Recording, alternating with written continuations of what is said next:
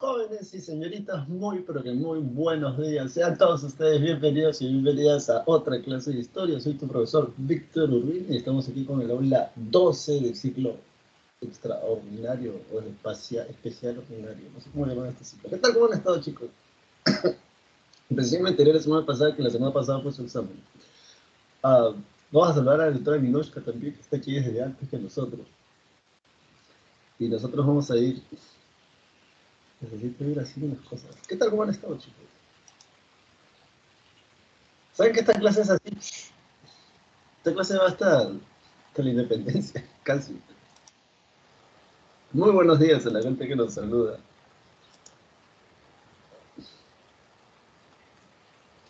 ¿Quién nos está saludando hoy? Muy buenos días a Guzmán, a Ciesa. Muy buenos días a usted. Bueno, a ver, vamos a hacer esto.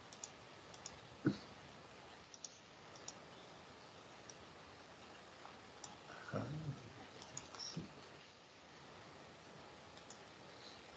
Ya saben que no las puedo escuchar, ¿verdad? Cualquier cosa por el chat. Bueno, entonces vamos a compartir pantalla.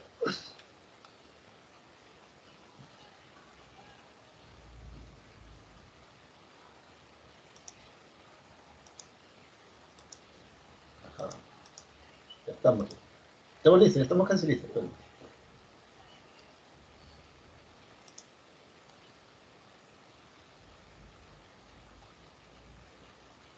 Muy buenos días también para Saavedra. Sí. Bueno, a ver, vámonos entonces a dónde, ¿no?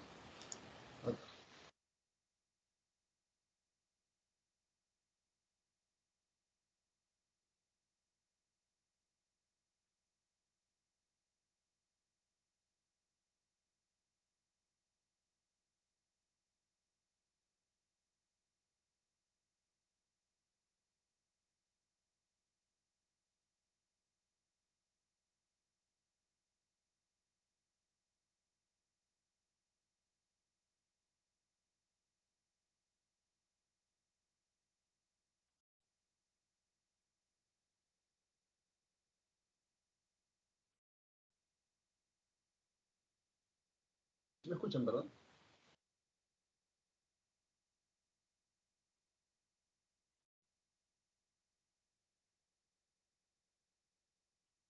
¿Están ahí todos? Es que yo no los puedo escuchar. Acá está el chat.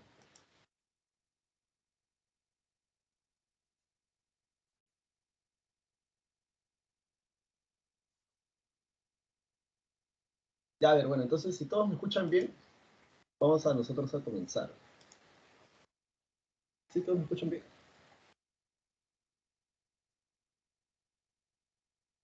Muchas gracias, Guevara. Sí, esta gente está atenta. Muy bien, entonces una vez más, muy buenos días. Y vamos a comenzar de una vez. Bueno, como puedes leer, dice desde el Tahuantinsuyo hasta las insurrecciones andinas y criollas.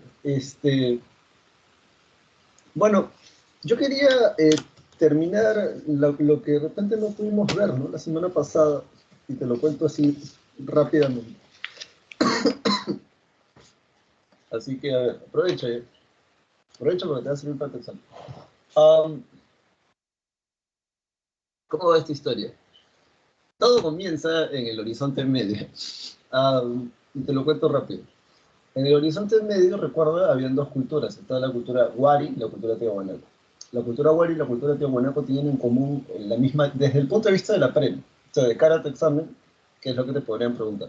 Primero tienen el mismo dios, que es el dios Huiracocha o el dios de los báculos. Es una divinidad que tiene como que dos varas o dos mazorcas. La representación más antigua de esa divinidad está en la estela Raimondi, que le pertenece a la cultura chaví. Y por ahí creo que te la enseño. La mejor lograda le pertenece a Tiahuanaco.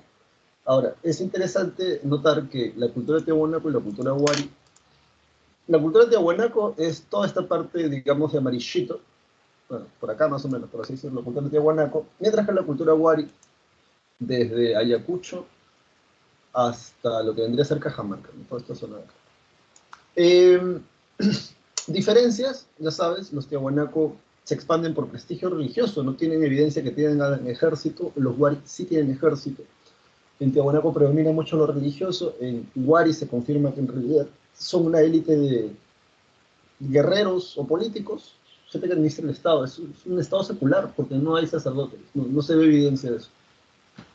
Y son los Wari, y presta atención aquí, los que hacen, primero los que integran, lo que es la primera red para integrar los Andes. Desde Ayacucho comienzan a hacer red de caminos. Los incas después toman esa red de caminos y las expanden a su máxima expresión, que es el Caparnián, que le pertenece a los incas. Pero los primeros en poner las bases, por así decirlo, de esas redes son los Wari. Um, y los Wari además, recuerda que ellos no, cuando ellos conquistan a un pueblo, no se quedan dentro del pueblo, por así decirlo, sino que ellos lo que hacen son cabezas de región, son ciudades amuralladas, planificadas, calles rectas, rectangulares. ¿Y por qué sorprende? ¿Por qué lo menciono? Porque a los españoles durante la conquista les sorprendía mucho las ciudades Wari, porque se parecían a las ciudades europeas, ¿no? Calles rectangulares, cuadradas, ciudades amuralladas. Luego de esto, hay Wari y Tiahuanaco desaparecen y llegamos al intermedio tardío. En el intermedio tardío hay otra vez una eclosión de culturas. Recuerda, en los intermedios hay varios estilos alfareros, porque hay varias culturas. Entonces, um, una de esas culturas es la cultura inca. Ojo, no te debes equivocar. Los incas son una cultura más del intermedio tardío. Y en el intermedio tardío hay varias culturas. Está, por ejemplo, los chincha, los chimú, que son dos culturas de las que por lo general se estudia aquí. Están los chancas, o los chachapoyas con los sarcófagos, no sé si has visto, por allá como tipo zona Ceja de Selva, creo. Pero ¿qué es lo interesante? Los incas como cultura son una cultura más del intermedio tardío. Pero aquí lo que te pueden preguntar es, y lo que tú tienes que entender es, ¿cuándo son imperios?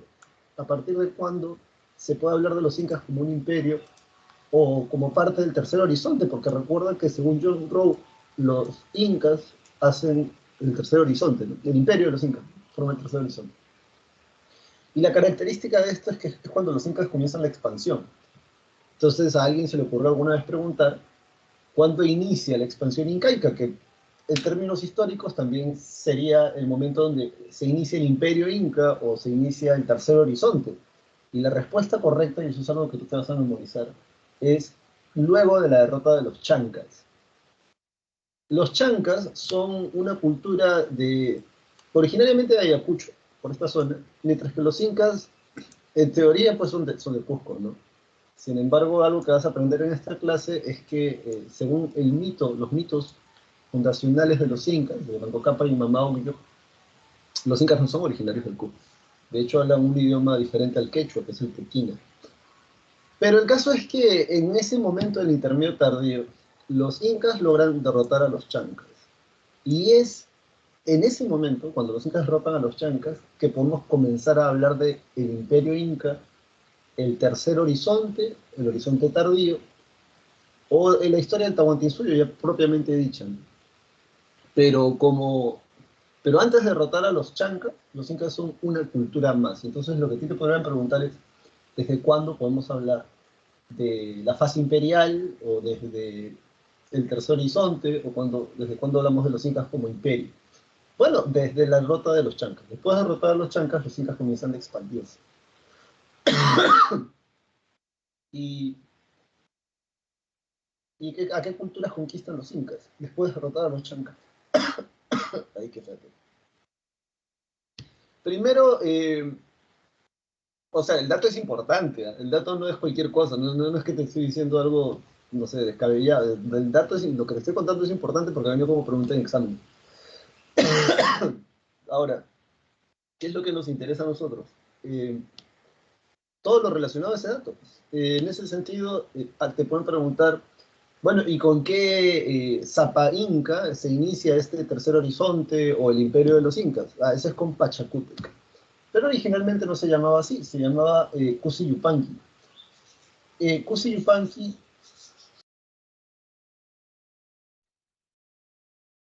era uno de los hijos de Huiracocha Inca y durante un ataque sorpresivo de los chancas a los incas, parece que como fue sorpresivo el ataque de los chancas, durante el gobierno de Viracocha Inca, él dice hay que huir, ¿no? Hay que huir del Cusco. Ahora, si te preguntas por qué se pelean por el Cusco, es porque es una zona fértil y es un valle fértil o ideal para la agricultura. Um, entonces, los incas parece que están dejando el Cusco, según la historia, y la batalla entre ellos. Hasta que uno de los hijos de Viracocha Inca es el que planta cara, ¿no? Reorganiza a los demás príncipes incaicos y hace un contraataque, y en el contraataque, dice la historia, las piedras se convierten en soldados, que viene como pregunta de examen hace añales, los pururaucas y esos soldados de piedra, que luego van a ser adorados como huacas, como ídolos. Y cuando este Cusi Yupanqui derrota a los chancas, se cambia el nombre a Pachacútec, que significa el que transforma el mundo o el que trae una nueva era, el que cambia la tierra. Eh, y la costumbre de los incas es que mientras ellos están vivos, eligen a su sucesor, que ojo, no es el mayor, es el más capaz. A diferencia de en Europa, que por la ley sálica, que es una ley bárbara, es el hijo varón, primogénito, descendiente del rey y de la reina. En el caso de los incas no es así, en el caso de los incas el Zapa Inca, que es el máximo, es como por decir el rey, ¿no? Pero ¿qué Zapa Inca? Que es la máxima autoridad dentro del Tahuantinsuyo, el Zapa Inca elige a su sucesor. Y Pachacútec elige a su sucesor. Y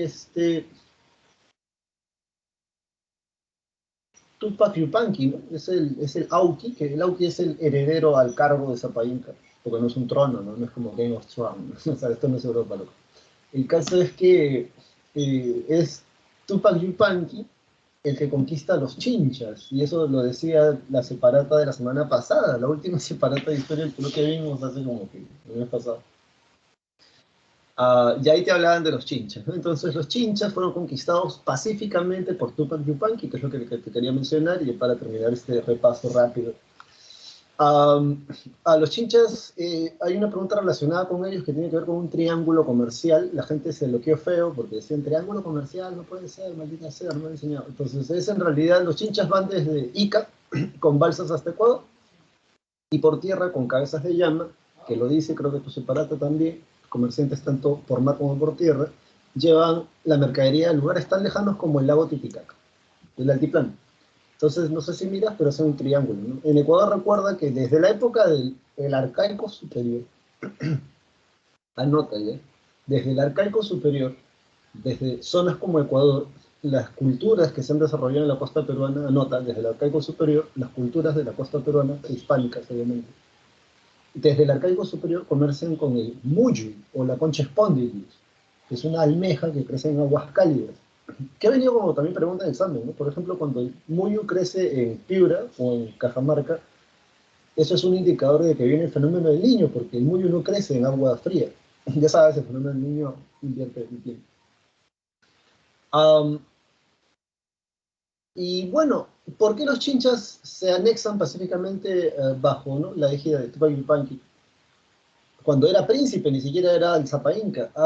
Parece, la teoría más acertada es que los incas le ofrecen acceso al Capacñán y ellos como comerciantes pues pueden transportar su mercadería por ese camino que les pertenece a los incas. Ellos se van a anexar pacíficamente. Grandes aliados de los incas siempre han sido, hasta la llegada de los españoles. Luego este mismo Tupac Yupanqui se enfrenta con los Chimú. Los Chimú estaban gobernados por Minchancamán, que es el que consigue la máxima expansión territorial de la cultura Chimú, acuérdate de eso. Y los Chimú sí se van a oponer a los incas. Tupac Yupanqui logra derrotar a Minchancamán. Como castigo por haberse opuesto a los incas, convierten a la tercera parte de la población en mitimaes o mitmatcunas. Un mitimao o un mitmatcuna es alguien que es sacado de su lugar de origen y llevado a otro sitio.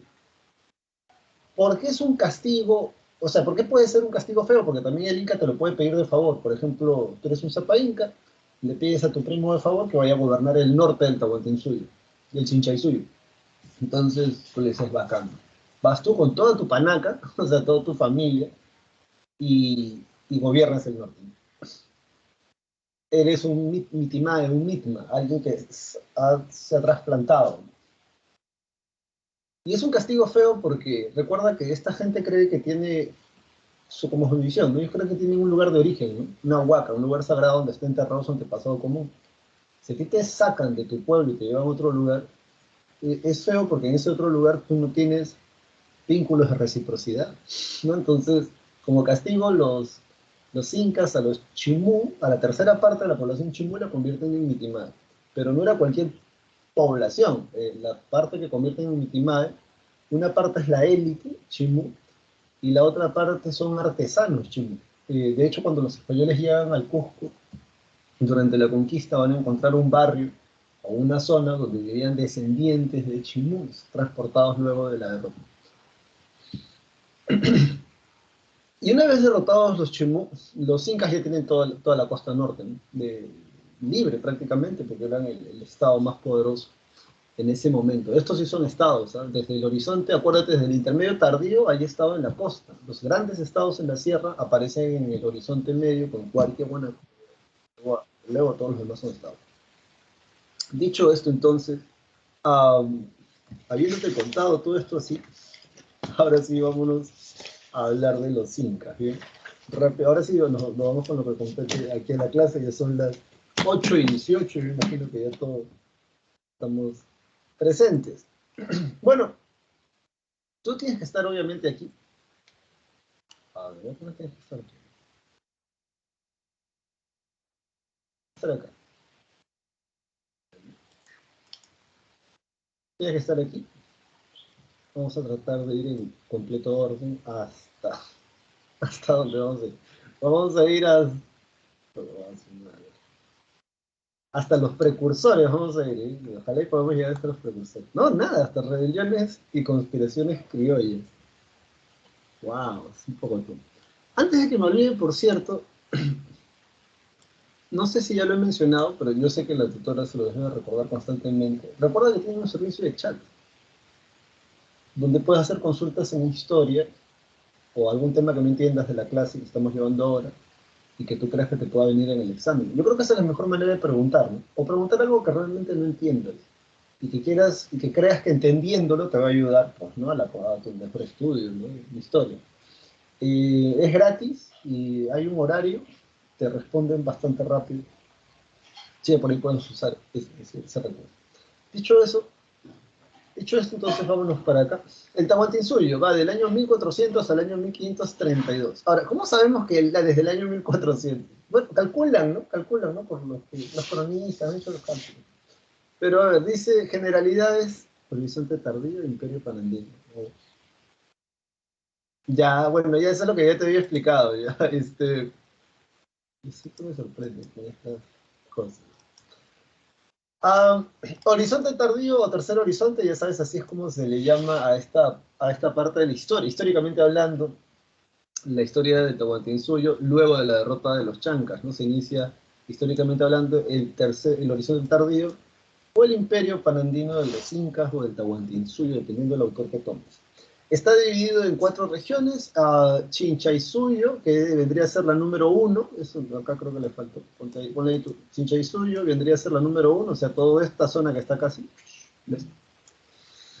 Antisuyo, la selva alta, que vendría a ser todo lo que esté en rosadito, y espero que se vea en rosado, que vendría a ser el número 2, Collasuyo, ay, cónchale, que vendría a ser la número 3, el Collasuyo, y la número 4, que vendría a ser la región más pequeña, el Continsuyo, que vendría a ser el número 4. En teoría, bueno, no en teoría, pero o sea, vas a encontrar en algunos libros que, por ejemplo, hay un gobernante de cada suyo. Bien, de hecho, en quechua cusqueño, no sé si en quechua ancashino es diferente, o si tienes familiares ahí, pero Tagua en quechua cusqueño es 4. Suyo vendría a ser un lugar o una región, ¿no? Entonces, Tahuantinsuyo las 4 regiones, y todas parten del Cusco, ¿no? Todas parten del centro. Cada suyo, cada región, cada suyo, Chinchaysuyo, Antisuyo, Collasuyo, Contisuyo, tiene un gobernador que se le llama Apocuna o Aposuyo. Más adelante creo que está. Luego, algo que también han preguntado, o sea, esto que te estoy enseñando, te estoy diciendo, esto han preguntado, no es que no es que no es importante, es importante. Luego, recuerda que la zona del Contisuyo es una zona ganadera por el altiplano andino, el Ichu. En la zona del Antisuyo, recuerda, de aquí sacan la hoja de coca principalmente porque crece en ceja de selva. Y la zona del Chinchaysuyo es la zona más poblada y además es la que tiene más tierra agrícola, por si te interesan esos datos. Luego, algo que ha preguntado la universidad en los exámenes, pero hace años, que tiene que ver más con una cuestión de ubicación y de geografía, son estas dos preguntas, ¿sí? ¿Hasta dónde colinda el Tahuantinsuyo por el norte? Y es hasta el río Ancasmayo, que en la actualidad vendría a ser Colombia, o hasta el nudo de Pasto. El nudo de Pasto, ya sabes, la cordillera andina tiene 3 cadenas, ¿verdad? Montañosas. Entonces esas 3 cadenas montañosas, esto no es clase de geografía, pero aprovecha, hay un momento donde se unen, y luego esas 3 cadenas montañosas se separan de nuevo. A eso se le llama un nudo en geografía. El nudo de Pasto, en Colombia, o el río Ancasmayo, son los límites geográficos del Tahuantinsuyo en el norte. Y en el sur, ya sabes, por nuestra tradición histórica con el país vecino del sur, hasta el río Maule. Y bien hasta el río Maule, que debería ser mucho más al norte que hasta, bueno, en realidad el río Maule hasta acá, debería ser más o menos. Así como lo ves acá. Dicho esto, entonces, o sea, vale la pena que por ahí tengas en cuenta estos dos límites. Pueblos, dice, extremos, Pastos, va por el norte. Diaguías, Cuyos, capital Cusco, las ciudades son Yactas. La red de caminos español, acuérdate que la van a tomar de los Wari y la van a expandir muchísimo. Los incas la llevan hasta Ecuador, desde el Cusco hasta lo que vendría a ser en la actualidad Chile o Argentina, ¿no? Toda la red de caminos del Tahuantinsuyo. ¿Cómo parece?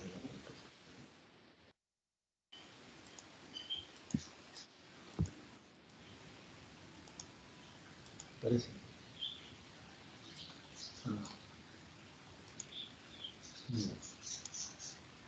Bueno, entonces, dicho esto, vámonos ahora al desarrollo histórico. El desarrollo histórico dice fase regional y fase imperial. Sobre la fase regional recuerda algo, que los 8 primeros primero, a ver, primero recuerda que cuando los españoles llegan aquí a lo que llamamos en la actualidad Perú, ellos interpretan todo desde su punto de vista. Profesor, ¿y cuál es su punto de vista? Un europeo cristiano católico que viene de la contrarreforma protestante, que viene con la idea de que su religión es la mejor porque acaban de expulsar a los musulmanes de España, que además Dios los favorece, ¿no? Si son españoles, ¿no? Ya sabes, los reyes católicos tienen ese apodo porque el Papa se los da por la reconquista española. Vienen también con un afán de la idea de riqueza, ¿no? La idea de riqueza es la acumulación de metales preciosos. Y cuando ellos vienen de Europa, que es un lugar que está saliendo de la Edad Media históricamente. Entonces, cuando ellos llegan y toman nota, los cronistas, ¿no? O toman apuntes, primero ellos no toman apuntes para la historia, ¿no? Ellos toman apuntes en el contexto de conquista. Así que los apuntes tienen que ver con esas cosas. Y en ese sentido tienen costumbres que pues difieren del Tahuantinsuyo. En la actualidad sabemos, por ejemplo, que en el Tahuantinsuyo y en la mayoría de los pueblos prehispánicos son 2 gobernantes. Bien, hay una diarquía en el gobierno incaico, por ejemplo, que es lo que estamos estudiando. Uno se dedica a la parte político-militar y el otro se dedica a la parte religiosa. Obviamente no son ellos, ¿no?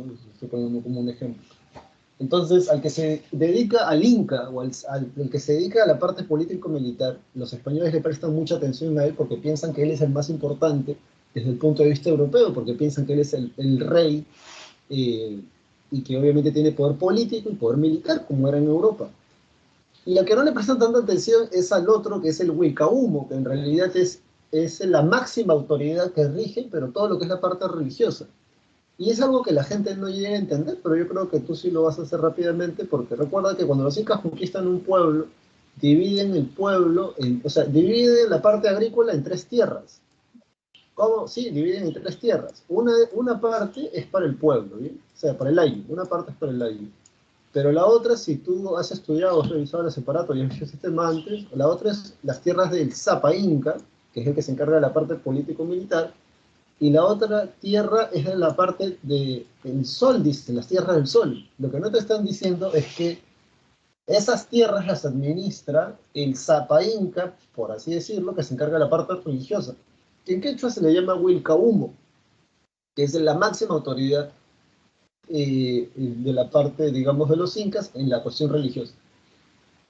Y lo curioso es que siempre son dos, ¿no? Entonces, son dualidades. Solo que los españoles le toman más atención al Zapa Inca que se encarga de la parte política. En ese sentido, en la fase regional, aquí lo que tú puedes escribir acá es intermedio tardío, ¿bien? Sí, escríbelo, de hecho. La fase regional coincide con, es el intermedio tardío, o sea, es la cultura inca, son los incas como una cultura. Bien, dice Confederación Cusqueña, o sea, es un pueblo más, una cultura más. Hay lucha, hay pelea, hay pugnas entre los señoríos de esa zona. Y la fase regional va desde Mancocapa, acuérdate, hasta Viracocha Inca. Aquí hay un quiebre, y ese quiebre se da por la batalla con los chancas, así que de repente tal vez por ahí puedas anotarlo. Y va a ser finalmente Cusi Yupanqui el que termina derrotando a los chancas, se cambia el nombre a Pachacútec, y con él se inicia la fase imperial. Eso sí te lo pueden preguntar en los exámenes, ¿no? ¿Con quién se inicia la fase imperial? Con Pachacútec. ¿Con quién se inicia el tercer horizonte? Con Pachacútec.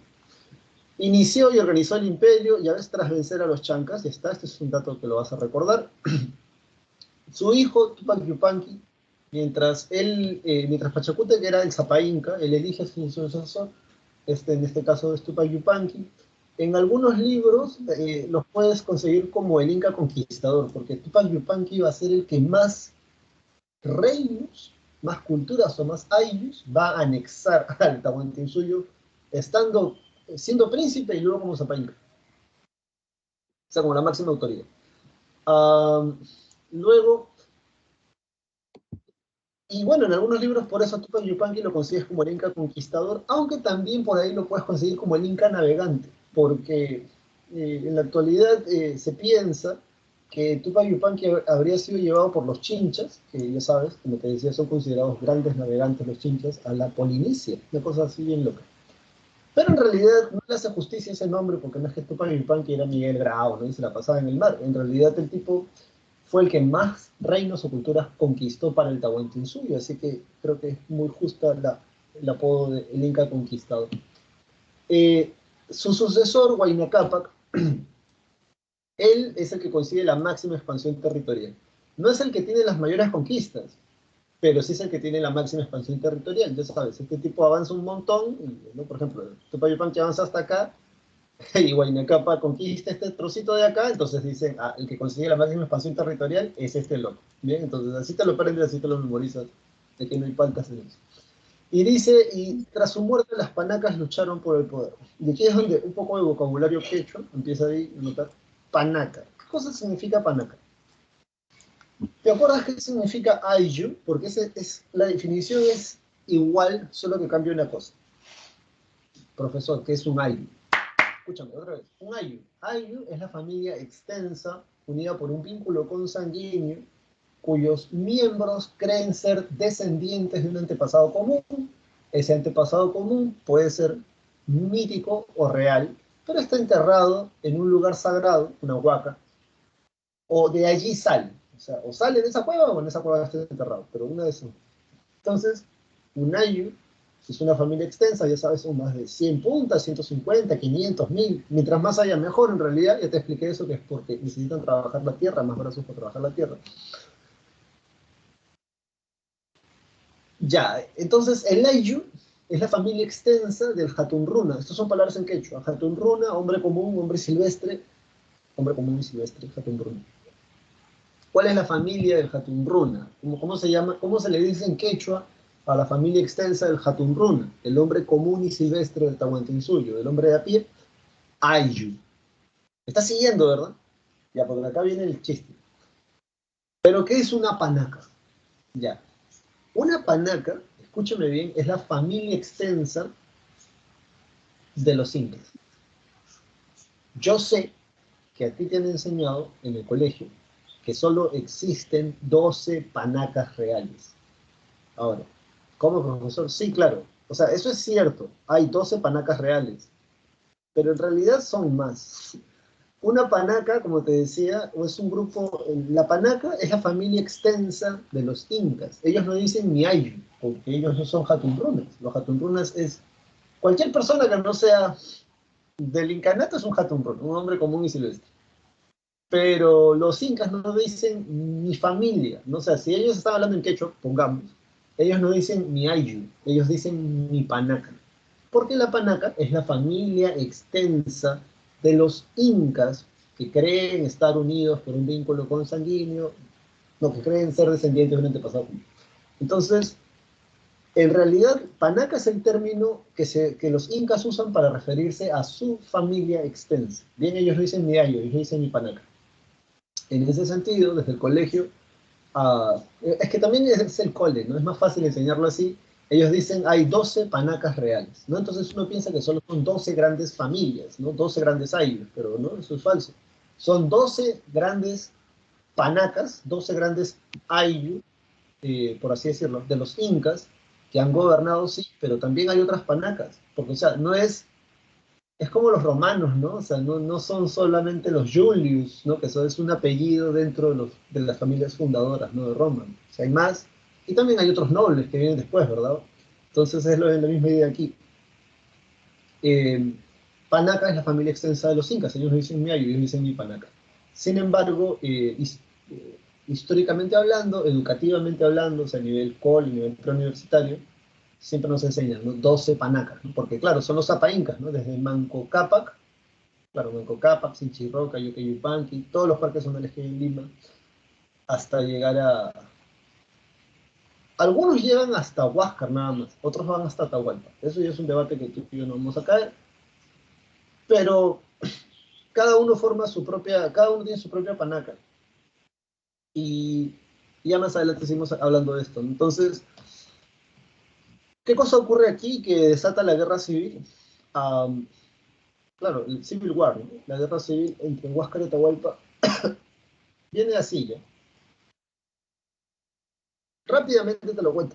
Recuerda que los zapaincas, que son los que gobiernan la parte político-militar, mientras ellos están vivos, eligen a su sucesor. No eligen al primogénito nacido de la colla, que ya sabes que es la esposa del inca. No. En realidad, el zapainca elige al más capaz. Y el más capaz puede ser cualquiera, ¿no? O sea, no necesariamente es el mayor primogénito. Ten esa idea en mente, ¿eh? Es una costumbre de ellos, esto sí está confirmado, esto no es que al profesor se le está ocurriendo algo. Ay, qué pedo. Entonces, ¿por qué estalla el Civil War? Bueno, la guerra civil estalla porque, primero ten en cuenta lo siguiente, Huayna Cápac estaba con todo el ejército incaico y aliados, obviamente, en el norte. Estaba por Colombia, entre Ecuador y Colombia estaba. Ya tenían noticias de que habían llegado personas, ya tenían noticias, y que más al norte habían enfermedades. O sea, la gente estaba muriendo por una enfermedad rara. Parece que muy tarde se entera él de Huayna Cápac de esto, y estando en el norte, llevando la expansión incaica más hacia el norte, más hacia allá de Colombia, me imagino. Se enferma Huayna Cápac, y Huayna Cápac se encontraba en ese momento con el Auqui, con el heredero al cargo de Zapainca, ¿no? En este caso era Ninan Cuyuchi, así se llamaba este personaje, que él era el original, el heredero original de Huayna Cápac. Originalmente Huayna Cápac no elige ni a Huáscar ni a Atahualpa para ser su sucesor. Lo que él hace es elegir a su sucesor, que era Ninan Cuyuchi. Y aquí viene el problema, ¿no? Cuando Huayna Cápac está en el norte, se enferma, muy probablemente de viruela, muy probablemente, no a ciencia cierta, pero muy probablemente de eso, que es una enfermedad que traen los españoles, y se muere. En la costa norte recuerda, o sea, esto es una cuestión creo que de estrategia, ¿no? Ya sabes, si todo esto es un imperio y en el centro está la capital, recuerda que los pueblos más rebeldes son aquellos que se encuentran en las fronteras, ¿no? Porque son los que recién han sido conquistados. En cambio, los pueblos que están más cerca de la capital son los más fieles. ¿Correcto? Entonces, si esto fuera el Tahuantinsuyo, parece un poquito, ¿no? Pero si esto fuera el Tahuantinsuyo, recuerda que eh, Huayna Cápac se encontraba en las fronteras del imperio, expandiendo el imperio en el norte.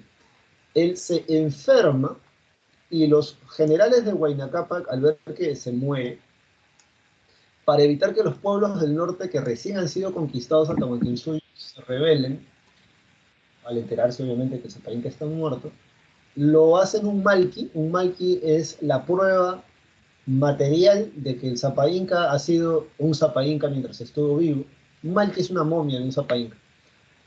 Y lo transportan desde el Ecuador hasta lo que vendría a ser el Cusco, lo transportan como si estuviera vivo, para evitar de que los pueblos que recién habían sido conquistados en el norte se rebelaran.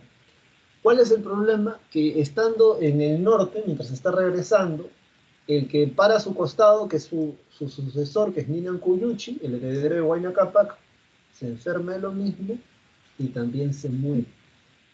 Por esa razón, cuando muere Huayna Cápac, muere el sucesor al que Huayna Cápac elige personalmente y también muere.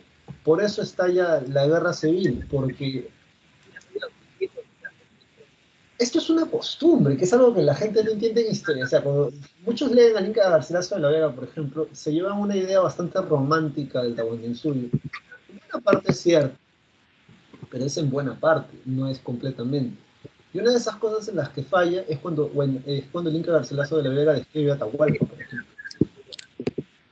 Poca gente entiende de que el que gana la guerra civil, primero entiende lo siguiente: muere aquel al que Huayna Cápac ha elegido como su sucesor original, que es Ninan Cuyuchi.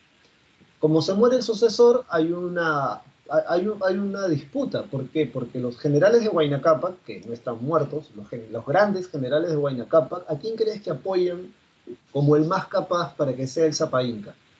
¿A él o a él? Históricamente hablando, los generales de Huayna Cápac lo apoyan a él, lo apoyan a Atahualpa. O sea, después de Ninencuyuchi, los grandes generales de Atahualpa consideraban de que este compadre que está acá era el más capaz. Además, Atahualpa, según Valdemar Espinosa, nace en el Cusco, pero no es hijo de la Cuya, sino su madre es de Quito, lo que en la actualidad debería ser Quito, o sea, Ecuador. De hecho, Atahualpa tiene su propia panaca en el norte. Originalmente pertenece a la panaca de su padre, ¿no? Que es la de Huayna Cápac. Pero aquí viene el chiste, ¿no? Cuando te dan el cargo de Zapa Inca, este que está acá, que es la máxima autoridad, tú eres separado de tu panaca, tú que eras el heredero, ¿no? Príncipe heredero, eres separado de tu panaca y formas una propia. Y por eso hay tierras del sol, ¿no? Las tierras del Inca, las tierras del sol. ¿Por qué hay tierras del sol? Porque con estas tierras del Inca, con estas tierras del Inca, el Inca provee a toda su panaca, que ya sabes que son más de 150, 500, 1000, ¿no? O sea, y todo lo que él gana en vida, todo lo que el Zapa Inca gana en vida, todos los reinos, por así decirlo, que él anexe mientras esté vivo, y más tierras, obviamente, más agricultura, más para sembrar para la agricultura, todas esas tierras sirven para mantener a su propia familia. De tal manera que, y esto es lo interesante de los incas, ¿no? Cuando un heredero o cuando un Nauqui toma el cargo de Zapa Inca, al ser separado de su propia panaca, la panaca de su padre, no puede reclamar nada de la herencia, porque en teoría esa herencia le pertenece a la panaca de su padre, que es para mantener a toda esa familia. Entonces, el nuevo Zapa Inca tiene que proveer a su propia panaca, a la nueva panaca que le está poniendo. Los generales de Huayna Cápac apoyan a Atahualpa, considerando que él era el más capaz. Si bien es cierto, en el Cusco los sacerdotes, los tarpuntades, sacerdotes incaicos, hacen un ritual que se llama el ritual de la calpa, que es abrir una llama, sacarle las entrañas y bajo el sol ver qué dice. Y según ese ritual era Huáscar el que debía recibir la mascaipacha, que ya sabes que es una pluma, símbolo de la autoridad del Zapa Inca. En la batalla de Cotabamba, anota esto por favor, ya no está, pero algo que te puede preguntar la pre, ¿en qué batalla, ¿con qué batalla se decide o se define, ¿no?, la guerra civil entre Huáscar y Atahualpa? La batalla de Cotabamba. En la batalla de Cotabamba, Quisquis, que es un general de Atahualpa, atrapa a Huáscar, lo baja literalmente, lo baja de las andas, que ya sabes que solo el Zapa Inca va cargado en andas. Y como Atahualpa ya estaba capturado por los españoles, temeroso de que no vayan a unirse los españoles a Huáscar, parece ser que lo manda a matar. Atahualpa ordena que descuarticen el cuerpo de su hermano. ¿Y por qué ordena que descuarticen el cuerpo de su hermano? Para evitar que hagan un malqui, muy probablemente. Porque, ya sabes, cada Zapa Inca forma su propia panaca real, ¿verdad? Cuando el Zapa Inca muere, la panaca tiene que hacer un malqui, una momia del Zapa Inca. Esa momia es la que, digamos, es la prueba de que el tipo fue el hijo del sol, ¿no? Porque solo los Zapa Incas tienen el privilegio de ser momificados. Manda a descuartizar a su hermano Huáscar, Atahualpa, y los restos ordena tirarlos en el río Cotabamba. Y obviamente al hacer eso ya la panaca de Huáscar no puede hacer un malqui. Políticamente hablando es algo bastante inteligente, por así decirlo, porque si Atahualpa gana, y de hecho él es el que gana, él puede presentarse como el legítimo hijo del sol, y no él, ¿no? Por eso no podía permitir que haga un malqui de su hermano, ¿no? Porque si no, ¿qué estaría diciendo? Que él ha matado a un hijo del sol, que él ha matado a un zapallo, ¿no? Entonces, va más o menos la idea va por ahí. Consecuencias del Civil War, anota esto, y eso se pregunta, por cierto, aquí en la pared, eso debilita el imperio y eso facilita la conquista del Tahuantinsuyo durante la llegada de los españoles. Um, en organización política, recuerda, primero es una diarquía, ¿ya? Pero tú te lo vas a estudiar como está aquí, porque eso es lo que te pueden preguntar en tu examen. Entonces, a ver, primero,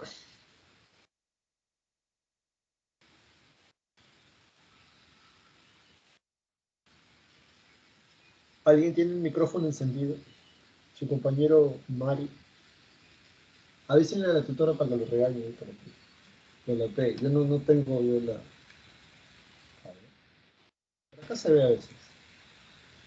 Si alguien tiene el micrófono encendido. Ay, ¿qué es esto? ¿Qué es esto? No, no puede ser. Ajá. No, no se ve que alguien tenga el micrófono encendido.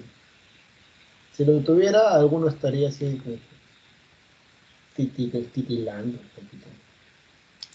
Pero bueno, entonces, primero recuerda que son dos gobernantes, el Zapa Inca y el Wilcahumo. Uno se encarga de la parte político-militar, el otro se encarga de la parte religiosa. Por eso son tierras del Zapa Inca, tierras de el sol, que es para la religión, te dicen, para no bloquearte, pero en realidad lo que te están diciendo es que esa parte la controla el Wilcahumo. Y después están las tierras de los Ayllus, ¿no? Donde también está incluida, por cierto, la parte del Curaca, que es el líder de los Ayllus. Luego viene esto que, por cierto, esto sí, la pre ha preguntado mucho, así que a ver. El Tucuy Ricuy o el Tucuy Ricuy. La pre ha preguntado bastante por esto, porque no sé si te acuerdas cuando vimos el Imperio Carolingio, pero en el Imperio Carolingio hay un tipo, y anótalo porque creo que no te lo dije en ese momento, pero te lo digo ahora. En el Imperio Carolingio hay un tipo que representa a Carlomagno a donde quiera que vaya. De hecho, son dos tipos. Se le llama el Misi Dominici. Una pregunta clásica en el examen general, y aquí también la pre. El Misi Dominici es el visitador imperial. Representa a Carlomagno a donde quiera que vaya. Y como representa al emperador, el Misi Dominici, se escribe con C, por cierto, Dominici, puede castigar a un duque, a un conde, a un marqués. Entonces, hace muchos años se dieron cuenta de que el Tahuantinsuyo también tenía un cargo parecido, que era el Tucurrecuy. El Tucurrecuy representa al Zapa Inca, y el Tucurrecuy, como representa al Hijo del Sol, al Zapa Inca, puede, por ejemplo, castigar a gobernadores que están por debajo del Zapa Inca, que en este caso, por ejemplo, sería el Aposuyo, que es uno de los gobernadores de los cuatro suyos, como ya te había dicho, y también están los gobernadores. Estos son los aposuyos, son los jefes de los suyos, ¿no? Esto es así, ¿eh? No te debes equivocar. Vamos a borrar un poco. O sea, esto es así. Esto es de acá. ¿Bien? Y ya sabes, una pregunta clásica aquí en la PRE, ¿cómo se le llaman a los gobernadores de provincia? Bueno, según la PRE, Tocricuc o Aponchic. ¿Ya? Gobernador de provincia, jefe gobernador de provincia. Provincia en quechua es Guamani, aunque en otras zonas, si por ejemplo tú te apellidas Guamán o Guamani, sea con H o con G, recuerda que eso no importa porque como es un apellido andino, al castellanizarse ya como lo escribas es otro rollo, ¿no?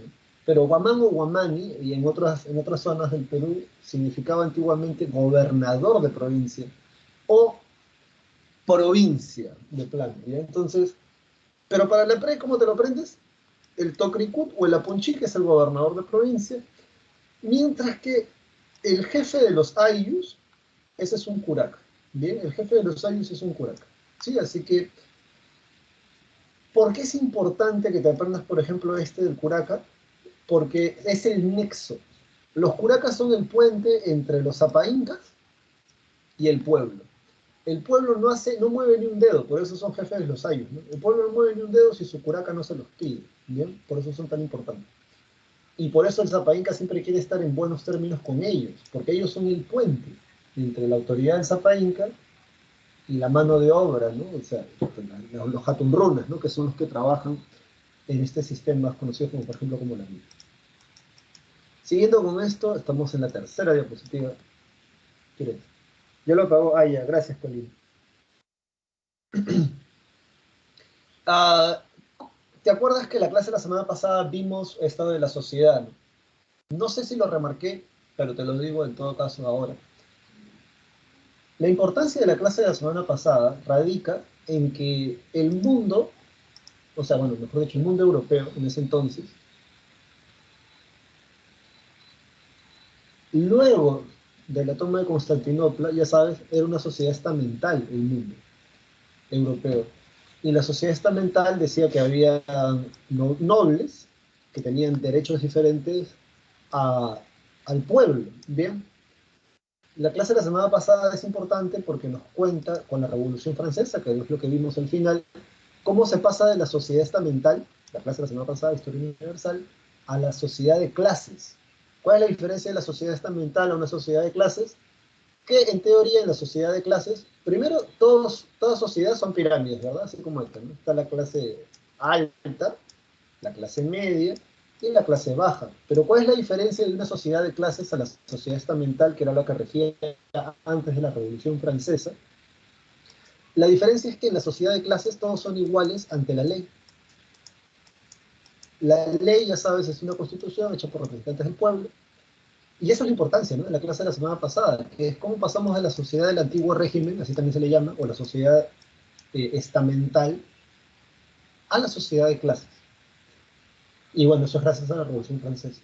En ese sentido, aquí también tenemos un tipo de sociedad estamental, obviamente con las características o particularidades del Tahuantinsuyo suyo, del caso al que se refiere, pero esto va así y es bastante sencillo. En la cúspide, en la parte más alta, están los incas. Así, a secas, ¿no? Los incas.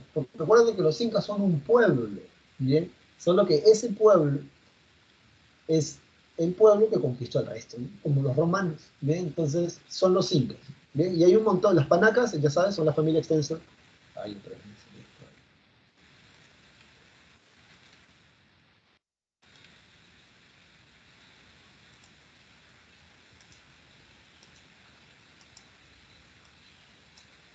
No desaparece.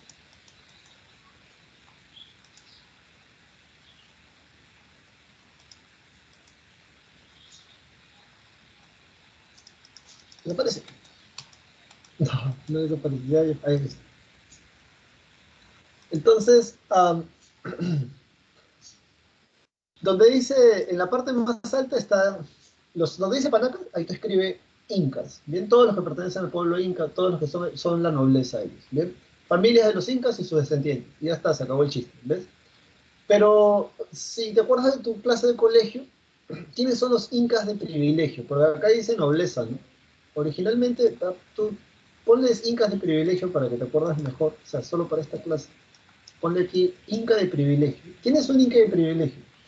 Es alguien que ha hecho una labor, o es alguien que ha hecho algo tan extraordinario, o es una persona tan importante, que los incas le dicen, loco, tú eres tan valioso que vas a ser adoptado como parte de nuestra cultura. O sea, vas a ser como parte de los incas.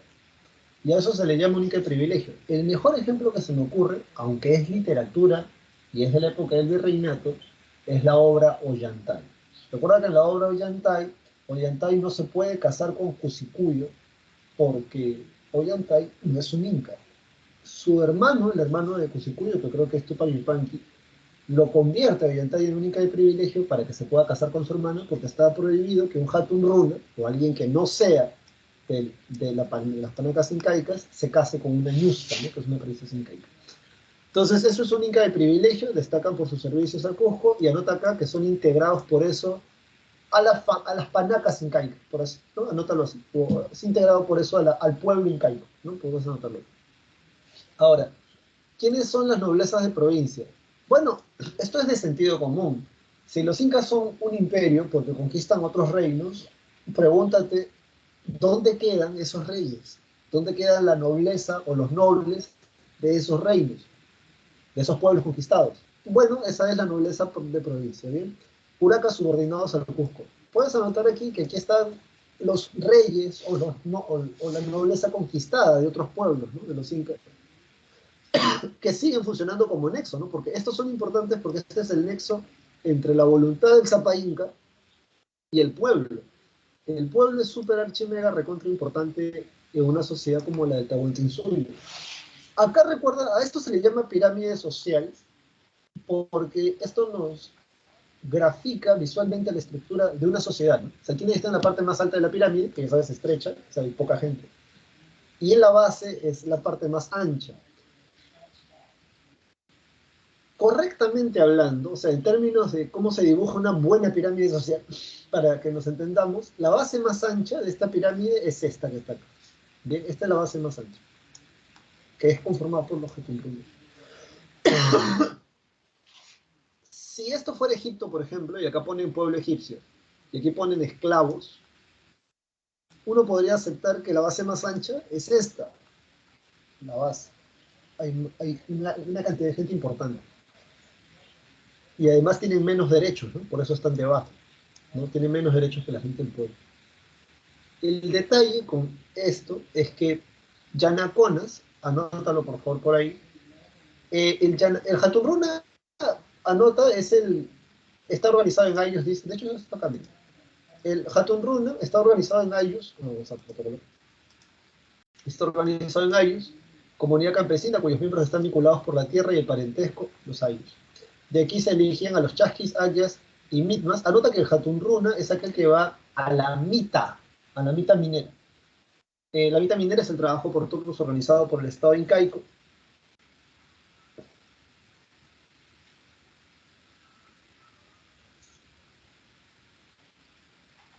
Los hijos del Inca con sus esposas, ellos están en la panaca.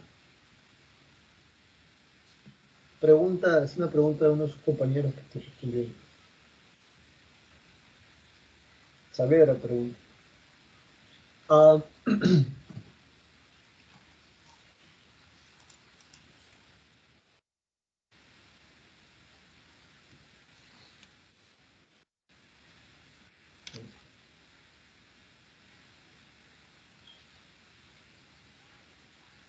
acá.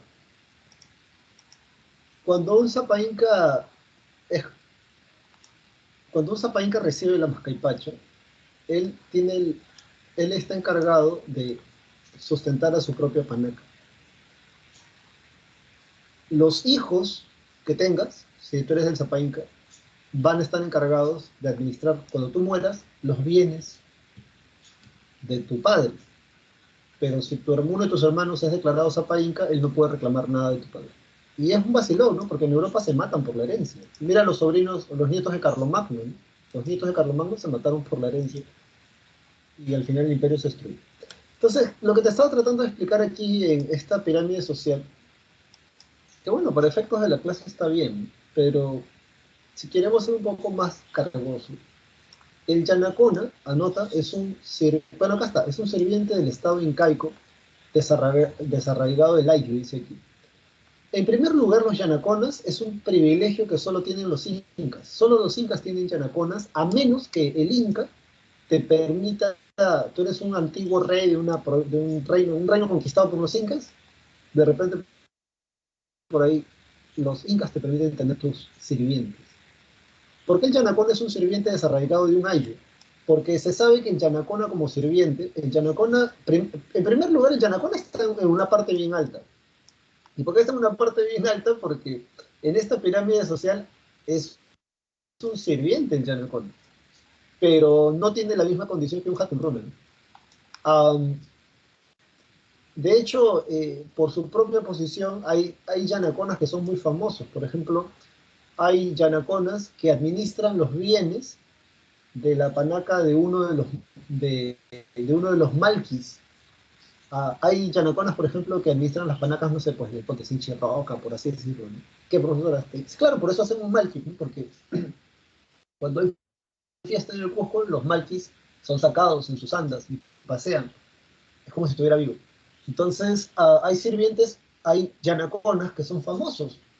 No te lo imagines al yanacona, pues, como, no sé, como en la Edad Media, los sirvientes de la Edad Media europeos, ¿no? No son así. ¿Por qué dice que está desarraigado el Ayllu? Porque en la concepción andina, la reciprocidad es la forma de agradecer. En quechua no existe la palabra gracias. ¿Por qué? Porque tú agradeces con tus acciones. ¿Cuál es la acción de agradecimiento? Yo te brindo, tú me brindas. Eso es reciprocidad. Pero piensa que los llanas o los yanaconas sirven, ¿no? Cuidan el campo, la casa, los animales, lavan la ropa, hacen la comida. Pero los yanaconas no tienen ayllu. Y como no tienen ayllu, no tienen ese grupo de apoyo, no tienen una familia extensa, no tienen ese grupo de apoyo con el cual caer en esa tradición que es la reciprocidad. Por esa razón el yana puede servirte, o sea, el yana te atiende, te cuida la casa, los animales, te hace la comida, te lava la ropa, pero como no tiene ayllu, nadie está obligado a ser recíproco con el yana. Por eso sirve el yana. Entonces, el compadre estaría acá, ¿no? Cachito de por acá, ¿no? Por así decirlo, porque además no son abundantes tampoco, o sea, no es que sean un montón, ¿no? Los que son un montón son los gatunrunes. Y los pinacunas estarían pero en una línea muy delgada, ¿no? Los pinacunas o los piñas también se les llama, una línea muy delgada debajo de los gatunrunes, y es muy delgada porque no son la mayoría. Son esclavos del Estado incaico, y en realidad son esclavos por rebeldía continua por lo general, porque al Zapa Inca no le interesas, al Zapa Inca no le interesas muerto, al Zapa Inca no le interesas uh, no sé, pues manco, ¿no? Inútil. De hecho, no le interesas tampoco soltero al Zapata Inca. Tú dirás, ¿qué, profesor? Claro, lo que pasa es que para que tú vayas a trabajar a la mitad, que creo que es lo que viene, a ver, creo que está acá. Para que tú vayas a trabajar a la mitad, tú necesitas, ¿dónde estás? Oh, un puesto acá, no cobra no está acá seguramente. Aquí está. Para que, hay dos sistemas de trabajo. Vamos a pasar a la economía para explicarte esto de una vez. Y bueno, en estos sistemas de trabajo, en la parte de economía dice hay reciprocidad, que es la ayuda mutua. Y bueno, aquí han incluido la reciprocidad simétrica y la asimétrica.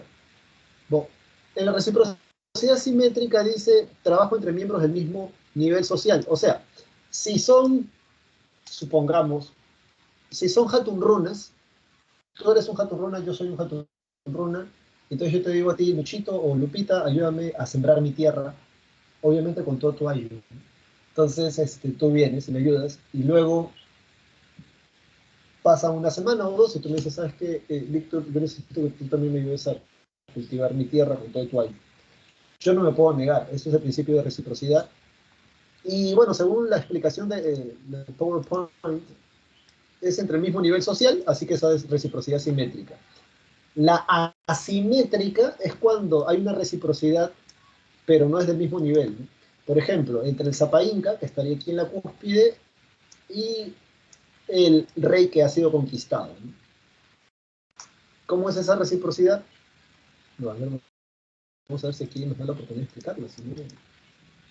Asimétrica, intercambio de bienes por servicios en el que se subordinan a los receptores, nobles o pueblos. Es lo que te decía, es esta que está acá. Por ejemplo, el Sapa Inca pide que cultiven las tierras del Inca y del Sol, ¿no? Para la religión. Entonces, una vez al año, los curacas o los gobernadores de estos pueblos conquistados le llevan el excedente productivo que los Hatun Runas han trabajado en estas tierras gracias a la mita. Este excedente productivo que se guarda en las colcas es llevado una vez al año al Cusco. En el Cusco, el Inca, por ejemplo, si tú eres un noble de la costa, a ti te da, gracias a este sistema de la redistribución, que ahorita lo vamos a ver, el Inca, por ejemplo, si tú eres un curaca de la costa, eres un curaca de la costa. Entonces a ti el Sapa Inca, gracias a que todos los curacas de todo el Tahuantinsuyo le llevan estos productos de la mita que han sido trabajados por los Haturrunas, si tú eres un curaca de la costa, a ti el Sapa Inca te da productos que no abundan en tu zona, porque tú no te mueves de ahí, ¿no? Entonces te da, no sé, los productos de la sierra o el altiplano andino. Piensa en la lana o el charqui que producen los pueblos aymara en el altiplano andino, gracias al licho que tienen ellos. Todas las hojas de coca que no se producen en la costa, las hojas de coca, sino vienen de la ceja de selva. Luego piensa que eres un curaca que viene de la sierra. Entonces, si eres un curaca que viene de la sierra, muy probablemente no tienes minas de sal, pero la sal aguanta en la costa. Entonces, lo que hace el Sapa Inca es una parte de lo que te han traído los nobles de la costa, que muy probablemente es sal, se la da a los curacas que son de la sierra. Y finalmente tenemos a los curacas que vienen del altiplano andino, ¿no? Lo que vendrían a ser los reinos Aymara, Lago Titicaca. Entonces, ahí también hay productos que escasean, pero sí abundan esos productos en la costa o en la sierra. Entonces, lo que hace el Sapa Inca es, tú eres un curaca de la costa, le llevas sal y pescado, supongamos. Lo que hace el Sapa Inca, y por eso es una reciprocidad también asimétrica, lo que hace el Sapa Inca es agarrar una parte de lo que le han traído los curacas del altiplano o de la sierra. Si tú eres un curaca de la costa, has traído sal y pescado seco, el Sapa Inca a ti te da, ponte, una parte de lo que le han dado los curacas de la sierra, maca, maíz, quinoa, charqui, lana. Y es algo que dicen los curacas durante la conquista, ¿no? Que ellos le llevaban cosas al Sapa Inca, pero el Sapa Inca siempre le daba más cosas a ellos de los que el Sapa Inca, de los que ellos recibían, de los que ellos no le daban al Sapa Inca. Entonces, por eso es una reciprocidad simétrica. Luego tenemos los principios el principio de redistribución, dice concentración de recursos en diferentes pueblos por parte del Estado para apoderarse del excedente y poder repartirlos, que es lo que te expliqué hace un momento. Ganadería, camélidos, alimentos de textilería, ya. Ganadería son los pueblos del altiplano andino, la textilería, la abasca es el tejido popular y el cumbi es el tejido fino. En agricultura dice principal actividad, uso de diferentes tecnologías agrícolas y el control vertical de pisos psicológicos. Obviamente el Tahuantinsuyo, al ser el reino de los cuatro, ¿no? El imperio de los cuatro suyos, tienen acceso a todos los recursos, ¿no? Tanto de la costa como desde la ceja de selva. Esto de las tierras, dice, ¿no? Distribución de tierras, las tierras del Inca, vamos a ver aquí cómo lo han explicado. Dice parcelas del Estado, de las panacas y de los señores étnicos otorgados por el Inca. Ya las tierras del Inca, sí. Los que tiene que mantener el Sapa Inca. Las tierras del pueblo, esto es para los Hatunrunas, ellos tienen que cultivarla. ¿Y cuál es el vacilón de esto, no? Es que cada uno tiene una producción. Lo que hace el incanato es animar primero a los jóvenes a que se casen, porque los que van a la mitad solo son los que están casados. Además se les da un doble de tierra y al estar casado tienes hijos. Mientras más brazos haya para la agricultura en este mundo, mejor. Todo lo que se ha producido en las tierras del Inca es para mantener al Sapa Inca y a sus allegados. ¿Cuál es el vacilón de este sistema? Que si por alguna razón, por algún motivo, hay una plaga o algo y mata la cosecha de estas tierras, el Sapa Inca no reclama las cosechas de estas tierras o de estas tierras. Diferente al mundo europeo. Um, Cuando el Sapa Inca además te pide que vayas a trabajar las tierras del Inca y las tierras del Sol, el Sapa Inca te da la semilla, te da la comida, te da la bebida y te premia si has hecho bien el trabajo a través del curaca. Y así, ¿quién no quiere ir a trabajar? Pues te dan la chela, te dan todo, ¿no? O sea, te dan la música. No sé si en el colegio has visto tú estas danzas, y la danza de la papa, de la quinoa, estas cosas se llaman así porque originalmente eran danzas, realmente eran danzas. Y bueno, um, para trabajar estas tierras hay una forma de organización del trabajo colectivo. Te aprendes esta de memoria. Bueno, te aprendes las tres de memoria, pero la que más han preguntado en los exámenes es la mitad, es la que más han preguntado. Ahora, ¿qué es la mitad? Gracias a la mitad se trabajan las tierras del Inca, del Sol, y la mitad es el trabajo por turnos organizado por el Estado incaico en beneficio del Estado incaico. La mitad es el trabajo organizado por turnos por el Estado incaico en beneficio del Estado incaico. La más común es la mitad agrícola, ¿no? Pero en realidad hay otros tipos, ¿no? Puede ser chasqui, varias cosas. Después tenemos, entonces, si la mitad es el trabajo organizado por turnos por el Estado incaico en beneficio del Estado incaico, ¿qué cosa es el AINI? El AINI es, dice, prestación de servicios de mano de obra entre los miembros de un AIU. Es la reciprocidad aplicada entre los miembros de un mismo AIU, o sea, de una misma familia. Profe, no entiendo. Supongamos que todos nosotros somos los Gutiérrez, o los Sánchez, o los Paredes, no sé, el apellido que tú quieras. Entonces, todos somos de la misma familia. Yo un día voy a tu casa, tú eres mi primo, o mi tío, o mi tía, y te digo, ¿sabes qué? Dice Lupito, Luchita, necesito que me ayudes a cultivar mi tierra. Entonces tú dices, ya, bacán. El AINI entonces es la ayuda mutua dentro de los miembros de un mismo AIU, ahí normal, no hay roche. También puede ser con otros AIU, o sea, no hay problema. Acá te lo he explicado así. La definición es igualita a la reciprocidad también. ¿Bien? El AINI, la definición es igualita. Pero, ¿y qué es la minca? La minca es el trabajo de todos los ayllus en beneficio de todo el pueblo. Profesor, no entiendo. Ya, a ver, mira acá. Supongamos que esta pelota de acá es el pueblo de los Chincha, ¿bien? La cultura Chincha. La cultura Chincha se conforma por varios ayllus, ¿bien? Varios ayllus. Algunos son ayllus de campesinos, otros son ayllus de la nobleza Chincha, pero son ayllus al fin y al cabo, ¿bien? Entonces, el conjunto de esos ayllus, aquí tenemos 1, 2, 3, 4, 5, 6. El conjunto de estos 6 ayllus forman todo el pueblo de los Chincha, ¿correcto? Ahora, en el AINI, el AINI nos dice que es la ayuda mutua entre los miembros de un mismo ayllu. Yo te digo que también puede ser entre los miembros con otro ayllu. Ayúdame a cultivar mi tierra y yo te ayudo a ti. Normal, es la misma definición que reciprocidad.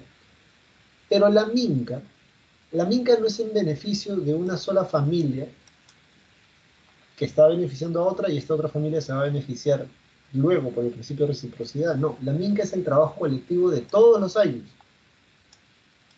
Es el trabajo colectivo de todos los aylus en beneficio de todo el pueblo. Bien, en la minca, ¿qué hacen? Por ejemplo, en la minca dice en Curaca, es necesario limpiar los canales, reparar el puente, reparar las colcas, que son los almacenes donde se guarda el excedente productivo de la minca. Y todos lo vamos a hacer. Entonces, todas las familias del pueblo que conforman ese pueblo se van a poner a hacer ese trabajo, y a eso se le llama la minca. Es el trabajo colectivo de todos los aylus en beneficio de todo el pueblo. ¿Bien? Un conjunto de aylus forma un pueblo, forma una etnia, forma un reino. No sé si. Bueno, dicho esto, vámonos ahora inmediatamente, pucha, hay que irnos ya, porque son las 9:10 de la mañana, estamos aquí con el aula 12 de la empresa Marcos, el 4 de febrero. Sí, ya estamos ya. Ajá, mira, aquí está, el SAPSI, tierra comunal, los topos entregados a los japonneses. Te dan el doble si te casas. Que solo los que están casados pueden ir a la mitad.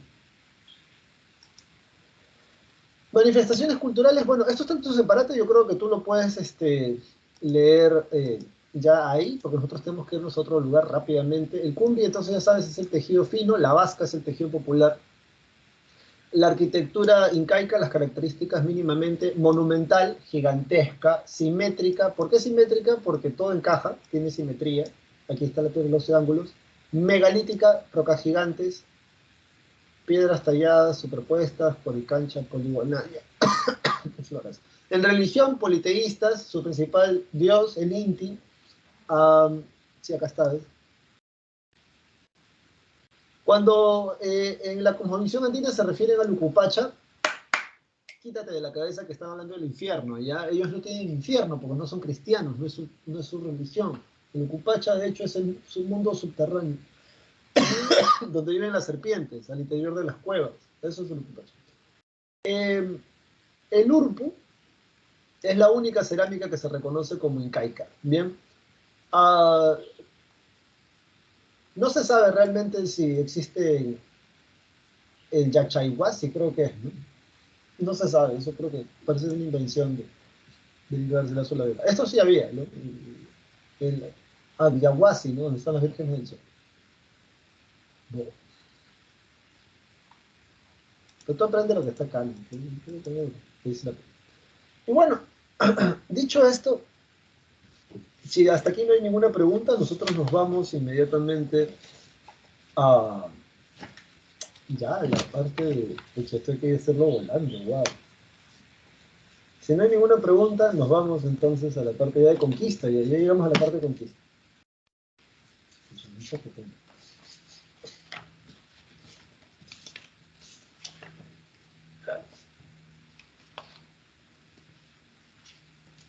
¿Todo claro entonces? Pues, todo está claro, entonces seguimos.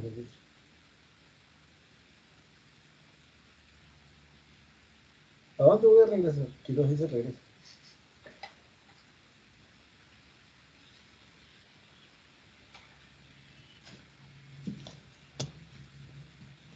Ya, entonces seguimos.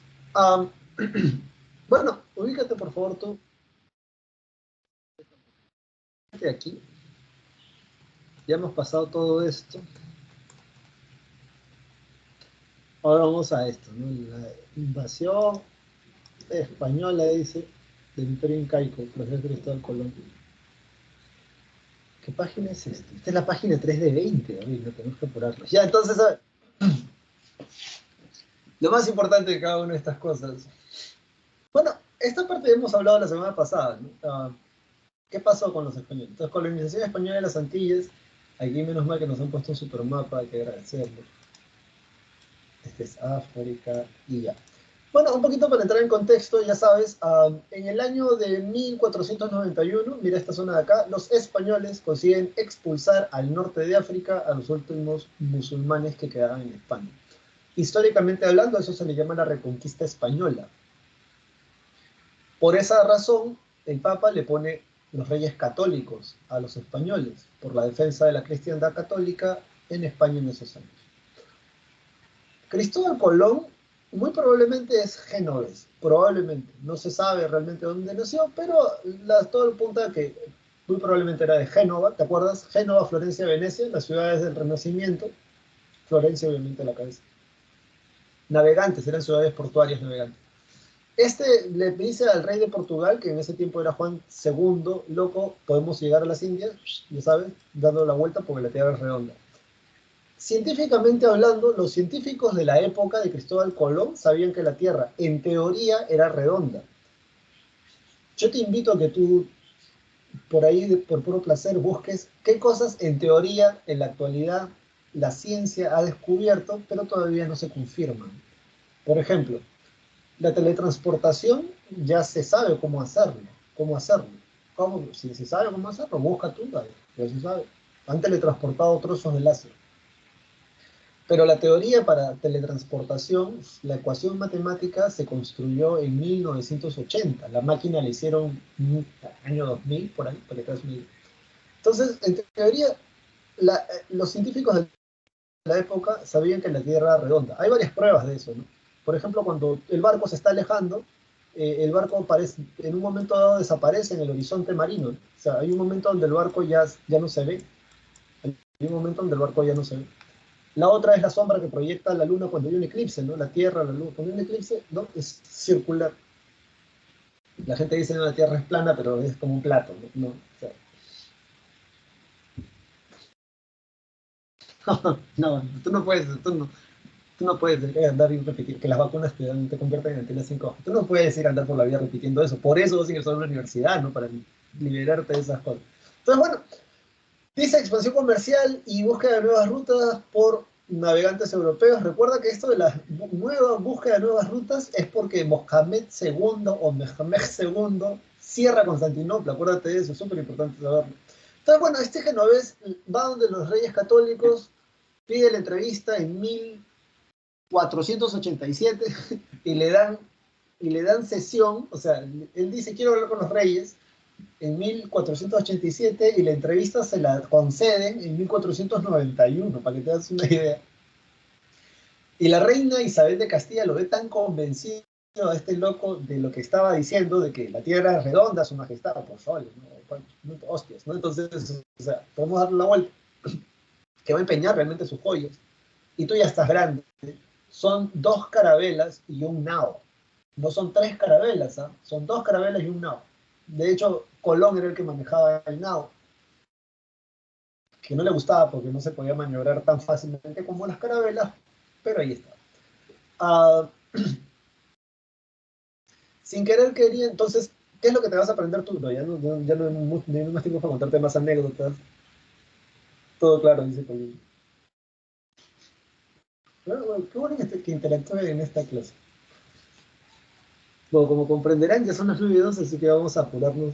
Es que hay un montón de cosas que se pueden contar de este. Pero, de cara a tu examen, ¿qué es lo que nos interesa o qué te interesa a ti aprenderte de memoria? Como ya te había dicho en la clase de la semana pasada, te aprendes la capitulación de Santa Fe. La capitulación de Santa Fe es el documento oficial de permiso que le dan los reyes católicos, obviamente es Isabel de Castilla la que firma, a Cristóbal Colón para iniciar los viajes de exploración y ya está. En ese contrato, es un contrato, la capitulación de Santa Fe, Cristóbal Colón obtiene el 10% de todas las riquezas del viaje. El juicio que le hacen los familiares de Cristóbal Colón a los reyes de España terminó en el año 1800, porque los reyes de España no habían cumplido esta parte del trato. Bien.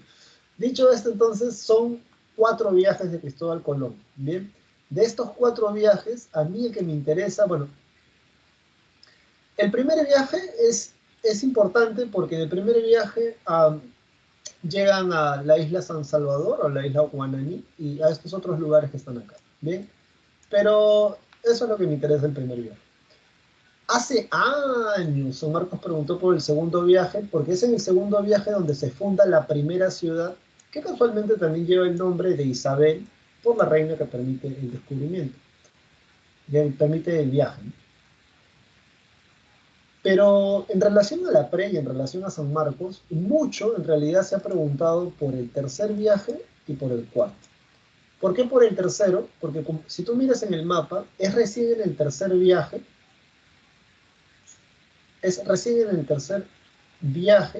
que llegan a tierra firme. En el tercer viaje, acá yo no sé por qué hice 3. En realidad esta es la ruta del primer viaje. Este gráfico que está acá es la ruta del primer viaje nada más. Pero en el tercer viaje van a llegar acá, a la desembocadura del río Orinoco, que está en Venezuela en la actualidad.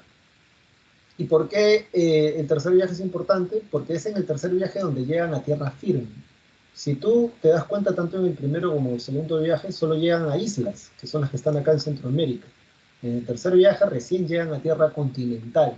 Eso es tierra continental, no son islas. Y en el cuarto viaje van a llegar a Centroamérica. ¿Por qué Centroamérica es importante? Porque Pizarro desde Centroamérica inicia sus propios viajes de exploración. Bien, entonces eso es lo mínimo que puedes recordar de esta parte. Vámonos a la conquista del Tahuantinsuyo, cómo fue, qué pasó. No hay mucho tiempo para eso, así que yo solo te voy a dar los tips, son las 9:20. Causas de la conquista del Tahuantinsuyo, expansión europea, ya. Crisis del Imperio Incaico. Bueno, acá donde dice crisis del Imperio Incaico, guerra civil, Huáscar y Atahualpa, yo te lo conté. Sublevación de las etnias sometidas. Y bueno, eso es algo que realmente vale la pena que tú entiendas, ¿ya? A veces cuando uno está en el cole, da la impresión, o al menos eso de mis tiempos, espero que tus tiempos, los profesores ya hayan evolucionado y sean diferentes, y que no estén repitiendo lo mismo, ¿no? Pero, o sea, ya en la actualidad se sabe que 13 españoles definitivamente no conquistaron, o sea, 13 españoles conquistaron todo el Tahuantinsuyo, 13, y entonces cuando tú estás chivolo, ¿no? En el cole, uno piensa que, claro, es que se amañan, ¿no? Primero tienen armas, o sea, entonces tú te imaginas las armas de los españoles como Rambo, o no sé, tú te imaginas las armas de los españoles como en un Counter-Strike, un Call of Duty, o 14, creo, no sé cómo son estos juegos de shooter, ¿no? O sea, que son armas automáticas y no disparas y todo el mundo muere, ¿no? Como si fueran piezas de dominó. Pero no te enseñan, o sea, tú sabes cómo funciona un arma, un arcabuz en la época de los españoles, es un arma, o sea, hay todo un trabajo, toda una experiencia para manejar un arcabuz. En la actualidad se sabe que en realidad no es porque tengan caballos, no es porque tengan armas, no es porque hayan perros como indios, no es porque eran cristianos, o sea, menos todavía por eso, sino por esto. La principal causa de la caída del Tahuantinsuyo, y eso lo preguntó una vez la PRE, es la guerra civil entre Huáscar y Atahualpa. Esa es la principal causa para la caída del imperio del Tahuantinsuyo. Hasta en la Biblia está, una casa dividida no puede permanecer en pie. Cuando los españoles llegan casualmente por el norte, cuando ellos vienen con Pizarro por el norte, Huayna Cápac ya había muerto Ninankuyuchi, y entonces, ya te había dicho, ¿verdad? Toda esta zona de acá, hasta el reino de los Chimú, toda esta zona de acá, hasta el reino de los Chimú, que habían sido conquistados por los incas, eran pueblos rebeldes a los incas, que además eran pueblos de la costa. Cuando los españoles llegan por el norte, obviamente se topan con gente que está en contra de la conquista incaica, porque además están fresquitos, recién han sido conquistados. Entonces, ¿cuál es la principal causa para la caída del Tahuantinsuyo? La crisis interna que hay, la guerra civil. Pero la segunda causa después de eso es esta, ¿no? El apoyo de las etnias rebeldes que van a recibir los españoles en contra de los incas. De hecho, el pueblo de los huancas va a ser uno de los pueblos que apoyan mucho a los españoles. ¿Tú acaso crees que 13 españoles, porque son europeos, porque tienen armas, caballos, perros indios, son cristianos, tú crees que van a saber cómo manejarse por todo este territorio? De hecho, los pueblos rebeldes a los incas les van a dar espías, les van a dar comidas, les van a dar sirvientes, traductores, guías, soldados, y todo para justamente sacudirse el yugo de los incas. ¿Bien? Entonces, cuando muere Huayna Cápac, muere Ninankuyuchi, los españoles vienen por el norte y obviamente los pueblos rebeldes a los incas les ofrecen su ayuda.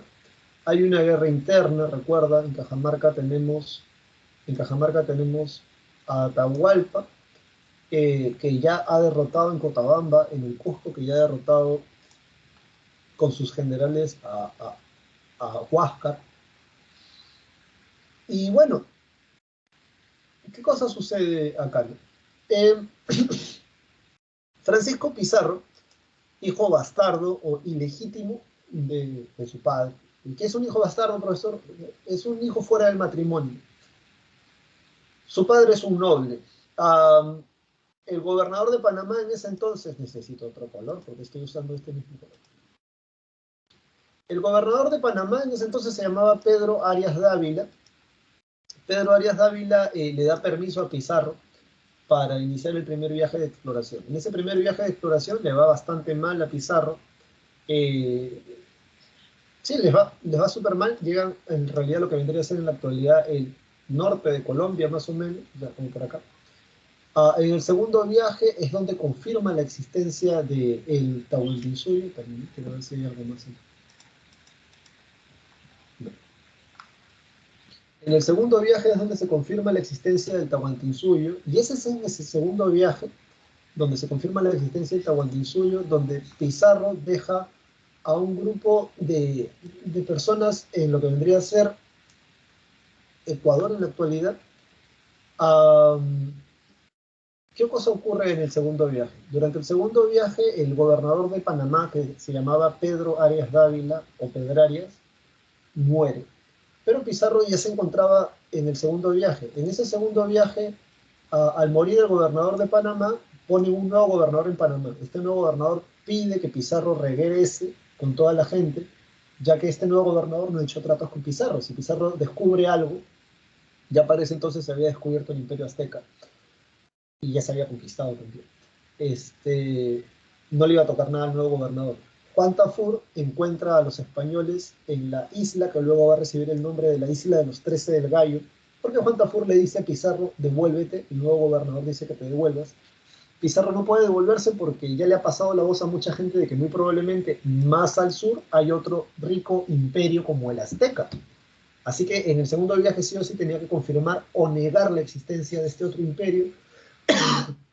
Y más lecheros, cuando están en Ecuador, en el segundo viaje, interceptan una balsa chinchana, una balsa que viene de la cultura chincha, confirma la existencia del Tahuantinsuyo, Pizarro se retorna a España, en España firma este documento que se llama la Capitulación de Toledo, autoriza la conquista del Tahuantinsuyo y la concentración de títulos a favor de Pizarro, y no le dan casi títulos ni a Almagro ni a Hernando de Luque.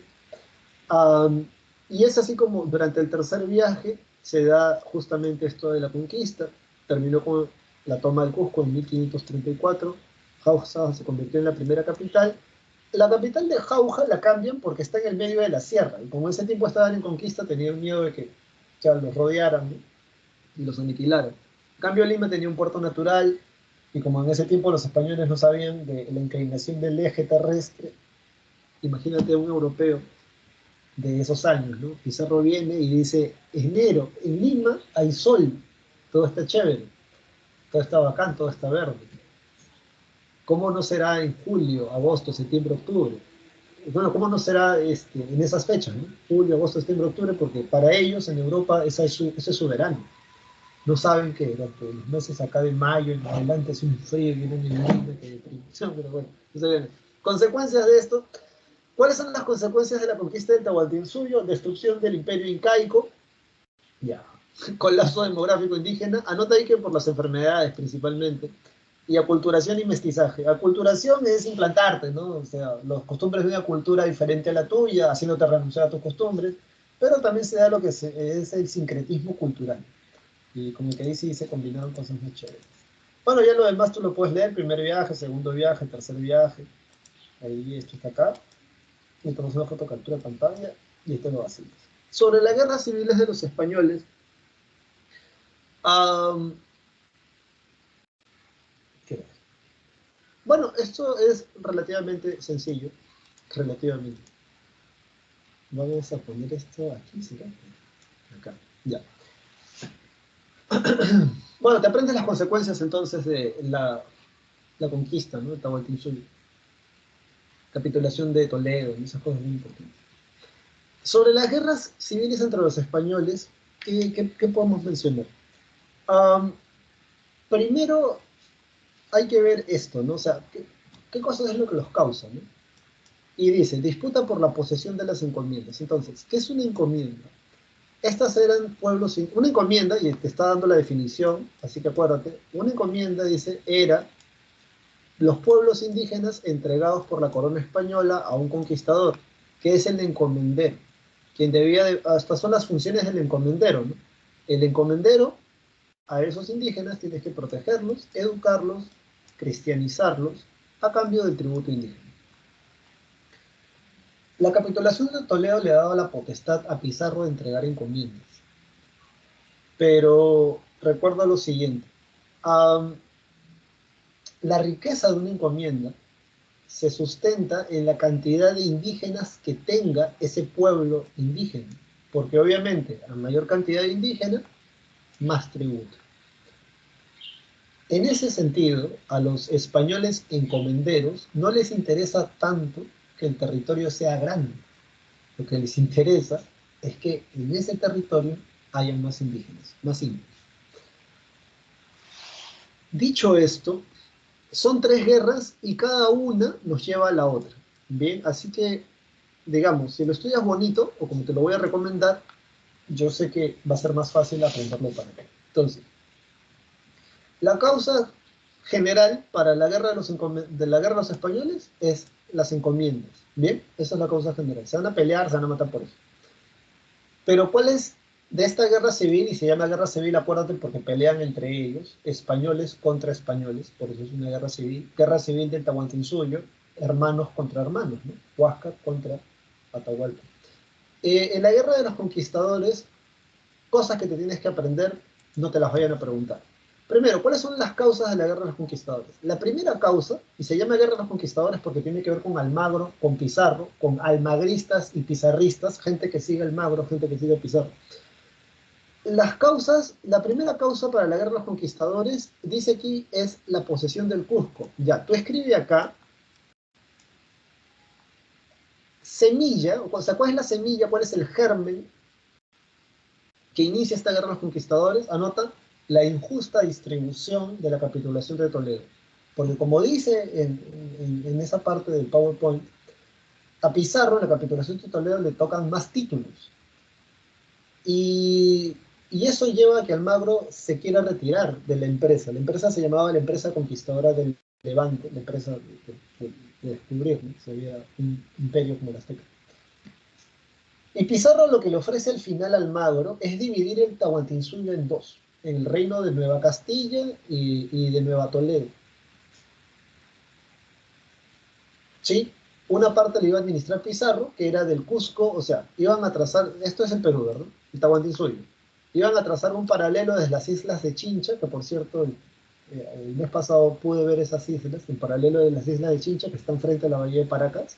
Son unas islas que están acá, donde sacan las islas, el guano. Entonces, ¿cuál era el debate entre Pizarro y Almagro? Saber dónde queda el Cusco, porque el Cusco por la riqueza, ¿no?, de la capital del Tahuantinsuyo. ¿Para dónde queda? ¿Queda para Nueva Castilla o queda para Nueva Toledo? Y valgan verdades, el Cusco quedaba para el lado de Pizarro. Por pocos kilómetros quedaba el Cusco para ellos. Entonces, Almagro le dice a los almagristas, bueno, más al sur tal vez haya otra rica ciudad como el Cusco. Mentira. Más allá del río Maule, los araucanos casi le revientan el único ojo que le quedaba bueno a Almagro, que ya lo había perdido, un ojo lo había perdido en el primer viaje. Y cuando ellos retornan bastante fastidiados de esa expedición del sur, los de Chile van a recibir ese nombre. Ellos van directamente al Cusco y ahí se encontraba el hermano de Pizarro, Hernando Pizarro. En sí era hijo legítimo, es un noble, Pizarro es un bastardo. Y sin permiso de su hermano, que se encontraba en Lima, Francisco Pizarro estaba en Lima, en la batalla de Salinas, Hernando Pizarro captura a Diego de Almagro el Viejo y lo mata. En venganza, 4 años después, los almagristas matan a Pizarro en Lima, aquí en el Palacio de Gobierno, o donde es en la actualidad el Palacio de Gobierno, ahí lo matan. Y bueno, ¿qué podemos decir de esto? A Pizarro, después de la muerte de Pizarro, viene el visitador Cristóbal Vaca de Castro, enviado por Carlos V, y en la batalla de Chupas derrota a los últimos almagristas, liderados por el hijo de Diego de Almagro el Viejo, que era un hijo mestizo, que Diego de Almagro tuvo un hijo con una indígena acá, y se llamaba Diego de Almagro el Mozo. Y bueno, así termina la Guerra de los Conquistadores, ¿bien? Como puedes notar, se llama Guerra de los Conquistadores porque involucra a los conquistadores y las consecuencias te las aprendes de memoria. Fin de la hegemonía de los primeros conquistadores. Profesor, lo preguntó la pre. Súper sencillo. Luego viene la Guerra de los Encomenderos. Recuerda que estos se pelean por mejores encomiendas, ¿no? Entonces, en la Guerra de los Encomenderos vienen las leyes nuevas. Esto que está acá de las leyes nuevas, subrayalo y aprende todo de memoria. Si la pre te preguntara, bueno, no creo que la pre te lo pregunte en este ciclo, pero si la universidad te lo preguntara en el examen general, como ya lo han hecho antes, por ejemplo, te preguntaran, ¿cuándo se funda el virreinato del Perú? ¿O con qué documentos se funda el virreinato del Perú? ¿O quién es el primer virrey del Perú? Bueno, en el año de 1542 viene el primer virrey del Perú, Blasco Núñez de Vela. Y con estas nuevas leyes funda el virreinato, la Real Audiencia de Lima, dando a entender de que estas tierras, que antes eran el Tahuantinsuyo, suyo, ahora son tierras españolas fuera de España. Por eso se llama virreinato, porque estos territorios van a pasar, jurídicamente hablando, a formar parte de España sin estar en España. Por eso recibe el nombre de virreinato. No es una colonia de exportación como las que hay en África y son abundantes. Ahí no hay virreyes. Ahí hay un capitán, un general, y ya está, se acabó el chiste. ¿Por qué digo esto? ¿Por qué lo menciono? Porque cuando se crea con el virreinato del Perú, con este nuevo virrey, en estas nuevas leyes, gracias a la intervención de los jesuitas, ¿te acuerdas que en la clase de la semana pasada hablábamos de los jesuitas? Como por ejemplo Bartolomé de las Casas o José Acosta, estos jesuitas tuvieron que, como si fuera un juicio entre abogados, te lo cuento en chiquito, argumentar de que los indígenas de América sí tenían alma. Y va a ser como un juicio, ¿eh? Porque hay una parte del clero de la Iglesia Católica en esos años que quería evangelizar a los indígenas porque ellos decían, ¿no? Son pueblos adelantados, tienen alma porque han desarrollado el espíritu que los hace vivir en civilización, en ciudades. Los africanos no. Hay otro grupo de la iglesia que dice que no tienen alma. Ahora, ¿cuál es el detalle si se determina que los indígenas de América no tienen alma? Que si no tienen alma son como los africanos de esos años, considerados. Son objetos. Si son objetos, puedes comprarlos, puedes vender, puedes hacer lo que quieras con ellos. Entonces, en este juicio, menos mal los jesuitas ganaron y se determina que los indígenas sí tienen alma.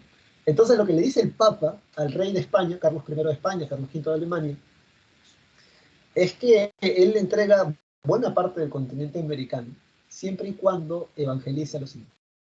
Entonces, con las leyes nuevas lo que llega es la fundación del Virreinato del Perú, el primer virrey del Perú, se crea la Real Audiencia de Lima, y además se prohíbe la esclavitud de los indígenas, y aquí viene el detalle, disminución del poder de los encomenderos ya.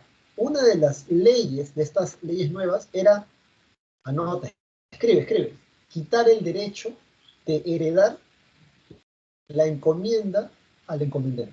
¿Cómo, profesor? Esto es fácil. Si tu papá es un encomendero, con las leyes nuevas, el rey dice que cuando él muera, la encomienda retorna al rey. Y tu papá ya no te puede heredar la encomienda. Eso hace que estalle la guerra de los encomenderos.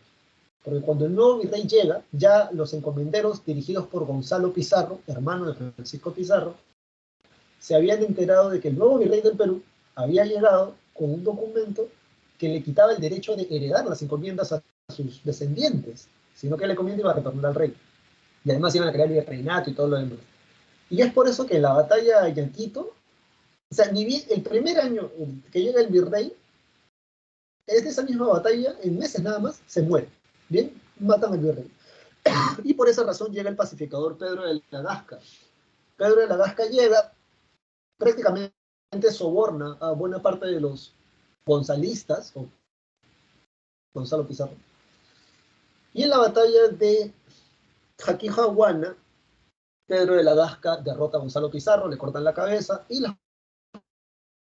entonces dice fin de la hegemonía de los primeros conquistadores. Ahora, presta atención porque con esto conectas la última parte y se acabó.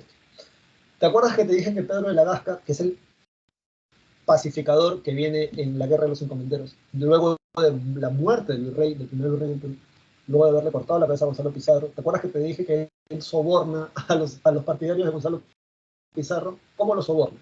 Todos querían encomiendas. Se están quejando porque en las leyes nuevas las encomiendas no las pueden heredar. Entonces Pedro de la Gasca les dice, mira, tú has matado al primer, o sea, los gonzalistas, tú has matado al primer virrey del Perú, así que lo que te toca es la muerte. Pero yo sé que quieres encomiendas, así que si tú te unes a nosotros, te doy encomiendas. Y en el reparto de Huaynarima, Huaynarima es un pueblo que queda cerca a la capital del Cusco. Pedro de la Gasca lo que tiene que hacer es dividir 150 encomiendas, tiene que dividirlas entre, ¿cuántos candidatos encomiendas hay? Más de 1000 candidatos encomiendas. Entonces, si tú haces la resta, él tiene que dividir 150 candidatos entre 1000. ¿Qué cosa es lo que hace? Agarra y divide esas encomiendas, Pedro de la Gasca las divide en 218 encomiendas. Entonces, si tú haces la resta, 1000 menos 218, ¿qué es lo que te da como resultado? O sea, Pedro de la Gasca convence a mucha gente de pasarse al bando del rey, o pasando, traicionando a Gonzalo Pizarro, prometiendo encomiendas. ¿Cuántos encomenderos hay como candidatos a encomiendas? Más de 1000. ¿Cuántas encomiendas existían? 150.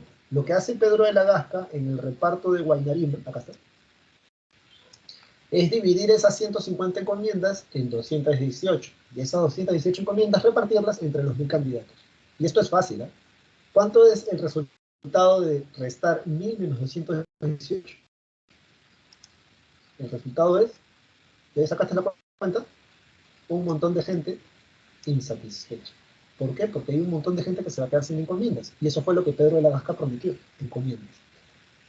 Francisco Hernández de Girón, que aquí está, Francisco Hernández de Girón, se subleva y él lidera a los insatisfechos, gente que se ha quedado sin encomiendas.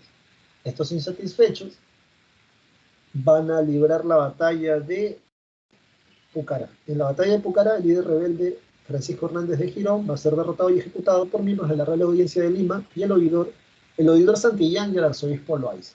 Consecuencias de eso, reafirmación del poder de la corona, y ahí se acabó ese chiste. ¿Ya nada más, profesor? Sí, nada más, porque imagínate, mira, todavía no hemos llegado ni a precursores. Ya estamos ya en ¿qué? 9:42. O sea, en 8 minutos se acaba la clase, así que préstame atención porque ya estamos ya 8 minutos y terminamos. ¿Ya? Vamos a tratar de terminar a tiempo y de la mejor manera posible. Los españoles, por cierto, no solo reciben apoyo de las etnias rebeldes, ¿no?, contra los incas. Los españoles también reciben apoyo de la propia panaca de Huáscar, o de la mayoría de las panacas que estaban en el Cusco. De hecho, uno de los incas que se vuelve aliado es Manco Inca, que es el que está acá. Manco Inca se vuelve un inca aliado de los españoles hasta que Manco Inca se da cuenta de que los españoles llegan no para ayudar, sino para quedarse. Cuando Manco Inca se da cuenta de que los españoles llegaron para quedarse, él se opone y ya no es aliado, va a asediar Lima y el Cusco, va a estar muy cerca de capturar a los españoles, va a fallar, porque los españoles tienen apoyo de las etnias rebeldes, y va a trasladar la rebelión, o sea, va a trasladar a todo el pueblo inca a Vilcabamba. Y es así como se inicia la resistencia de los incas de Vilcabamba, con Manco Inca. Entonces, como ya no podían recuperar el poder que tenían, van a tratar de conseguir privilegios o beneficios para el resto del pueblo inca. Manco Inca entonces es el primer Zapa Inca de los incas de Vilcabamba. ¿Qué pasa con Manco Inca? A los que participaron de la muerte de Francisco Pizarro, ellos huyen y van a Vilcabamba. Manco Inca les abre las puertas diciendo, bueno, han matado a uno de los que vino a conquistar. Y estando los españoles dentro de Vilcabamba, van a pensar, si matamos a Manco Inca, de repente el rey nos perdone haber matado a Pizarro. Y eso es lo que van a hacer. Los españoles los almagristas van a matar a Manco Inca y los incas los van a matar tratando de huir, ¿no? Tratando de escapar. Entonces Manco Inca ya fue.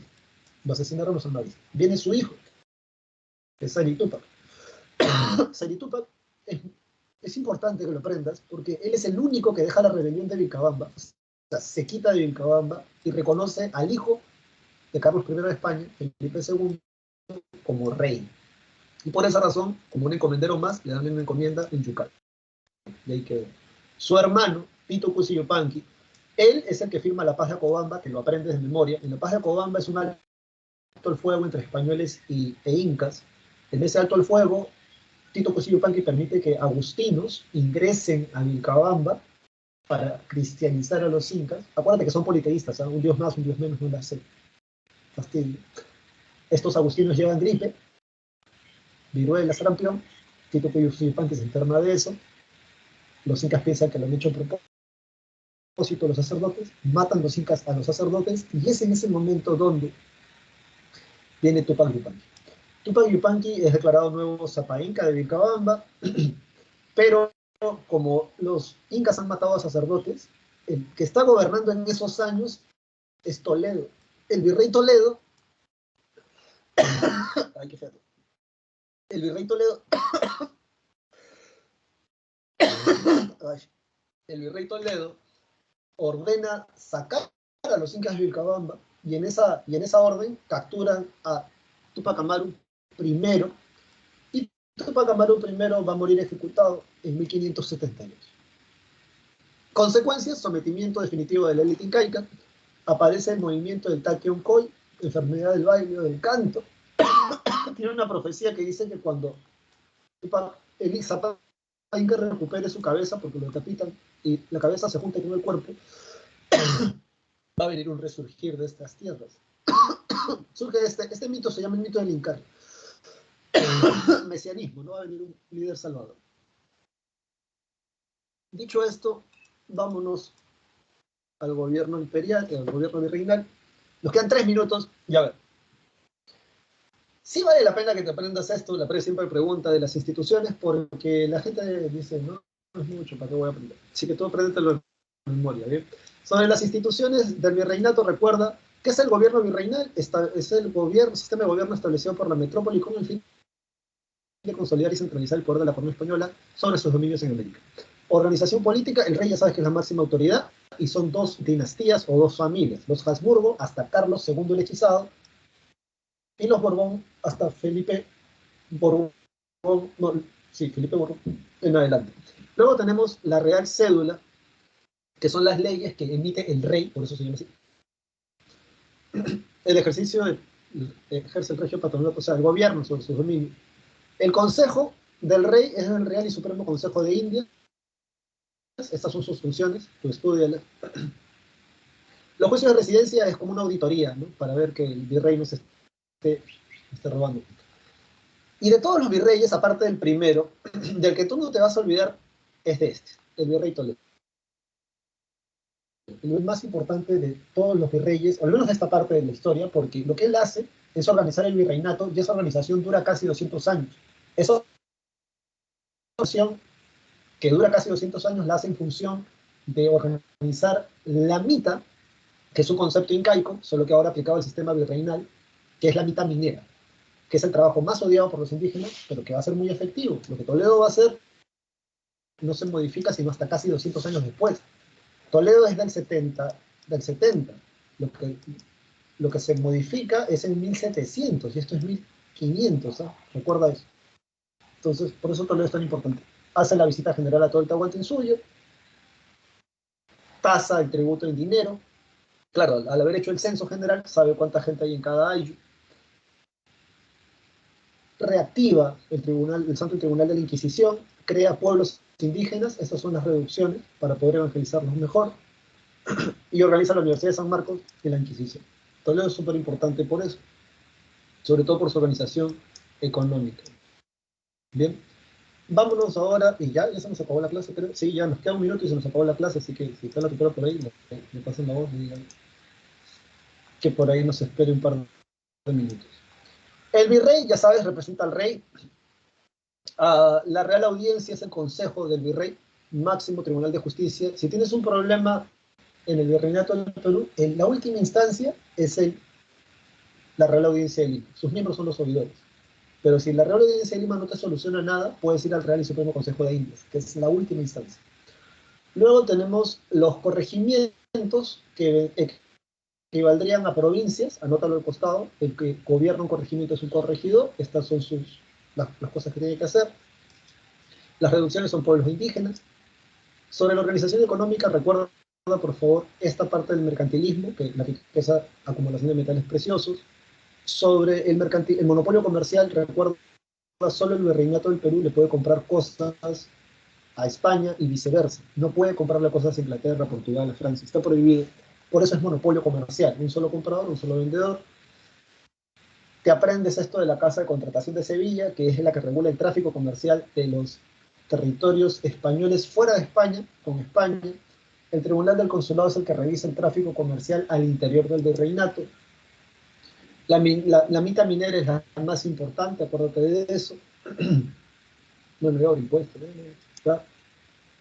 Bueno, donde dice repúblicas, esto sí tal vez vale la pena que te lo diga. Donde dice república, aquí te escribe leyes.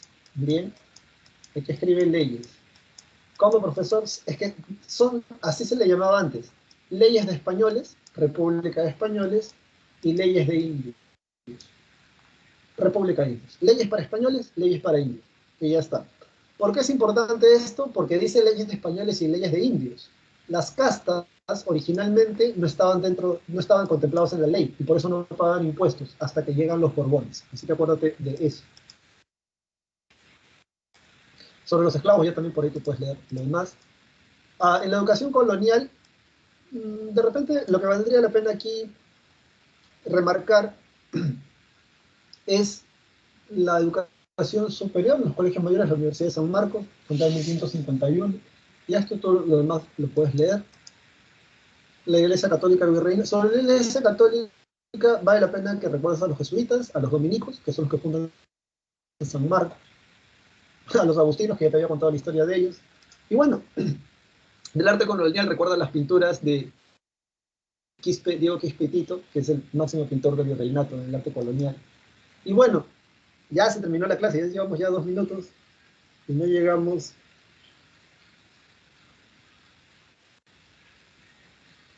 Sí, sí, ya bueno, entonces vamos a acabar. Un minuto más para acabar. Sobre las reformas borbónicas, entiende una cosa. Las reformas borbónicas son de 1700. Estas reformas borbónicas se van a hacer para incrementar la recaudación fiscal en los territorios de los virreinatos de España. En este caso, en el virreinato del Perú, es un fastidio estas reformas borbónicas porque les van a cobrar más impuestos. Y este cobro de impuestos va a hacer que la gente que vive en el virreinato del Perú se fastidie, tanto la élite criolla como el pueblo, tanto la élite indígena en el virreinato del Perú como el pueblo indígena, porque nadie quiere pagar más impuestos y la vida va a seguir igual de fea. Por esa razón se van a hacer estas reformas a nivel político, militar, territorial, económico, y las consecuencias, el incremento de la presión fiscal sobre la población hace que haya mayor descontento popular y rebeliones antifiscales. Sobre estas rebeliones antifiscales, la rebelión de Túpac Amaru II se va a dar por eso, por las reformas borbónicas. La rebelión de Túpac Amaru II en un primer momento es una rebelión que es reformista, o sea, quieren que las leyes de las reformas borbónicas cambien porque les están cobrando muchos impuestos. Pero con el paso de la rebelión se convierte en separatista. Bien, la rebelión se convierte en separatista. Consecuencias de esto, o sea, Túpac Amaru II tuvo que rebelarse y como consecuencia de eso eliminan el reparto forzoso de mercancías que había sido legalizado con las reformas borbónicas, eliminan los corregimientos y los reemplazan por las intendencias porque había muchas quejas contra los corregidores, crean la Real Audiencia del Cusco para que ya la gente de la sierra del Virreinato del Perú no tenga que llegar hasta Lima, prohíben la lectura de los comentarios reales de los incas y también vestir con ropa anterior a la llegada de los españoles, que todavía lo siguen haciendo. Y bueno, sobre la crisis del Imperio Español, es porque, eso te lo cuento en la clase, yo te lo había contado a vuelo paso de la clase de la semana pasada, Napoleón entra a España, al norte, todo el norte se queda con todo el norte, todo el sur se rebela, el sur es el que convoca a las Cortes de Cádiz, que son representantes de todos los territorios del país de España, que se reúnen en España. Morales Duárez, Vicente Morales Duárez, que es un peruano, es el presidente de las Cortes de Cádiz, y en las Cortes de Cádiz lo que van a acordar es la igualdad entre españoles peninsulares y españoles americanos y la abolición del tributo indígena de la mitad minera. 2 años después se da la Constitución de Cádiz, que luego va a ser rechazada por el rey, por cierto. Y bueno, sobre los precursores y los ideólogos, recuerda de los precursores antes de trazar el curso, un reformista es alguien que quiere que las leyes cambien, mejoren, un separatista quiere la independencia. Y ya está. Chicos, chicas, eso ha sido todo por ahora. Gracias por estos 5 minutos robados. Disculpen ahí con la tutora. Espero que se haya entendido esto. Realmente es una clase extensa. Yo les paso las claves por el chat. Puedes ir a tu recreo. Nos vemos la próxima semana. Gracias por tu atención. Sigue estudiando. Sigue para adelante. Esto ya se acaba. Pero no termina para ti. Así que nos vemos, chicos y chicas. Cuídense mucho y que la fuerza los acompañe. Chao, chao.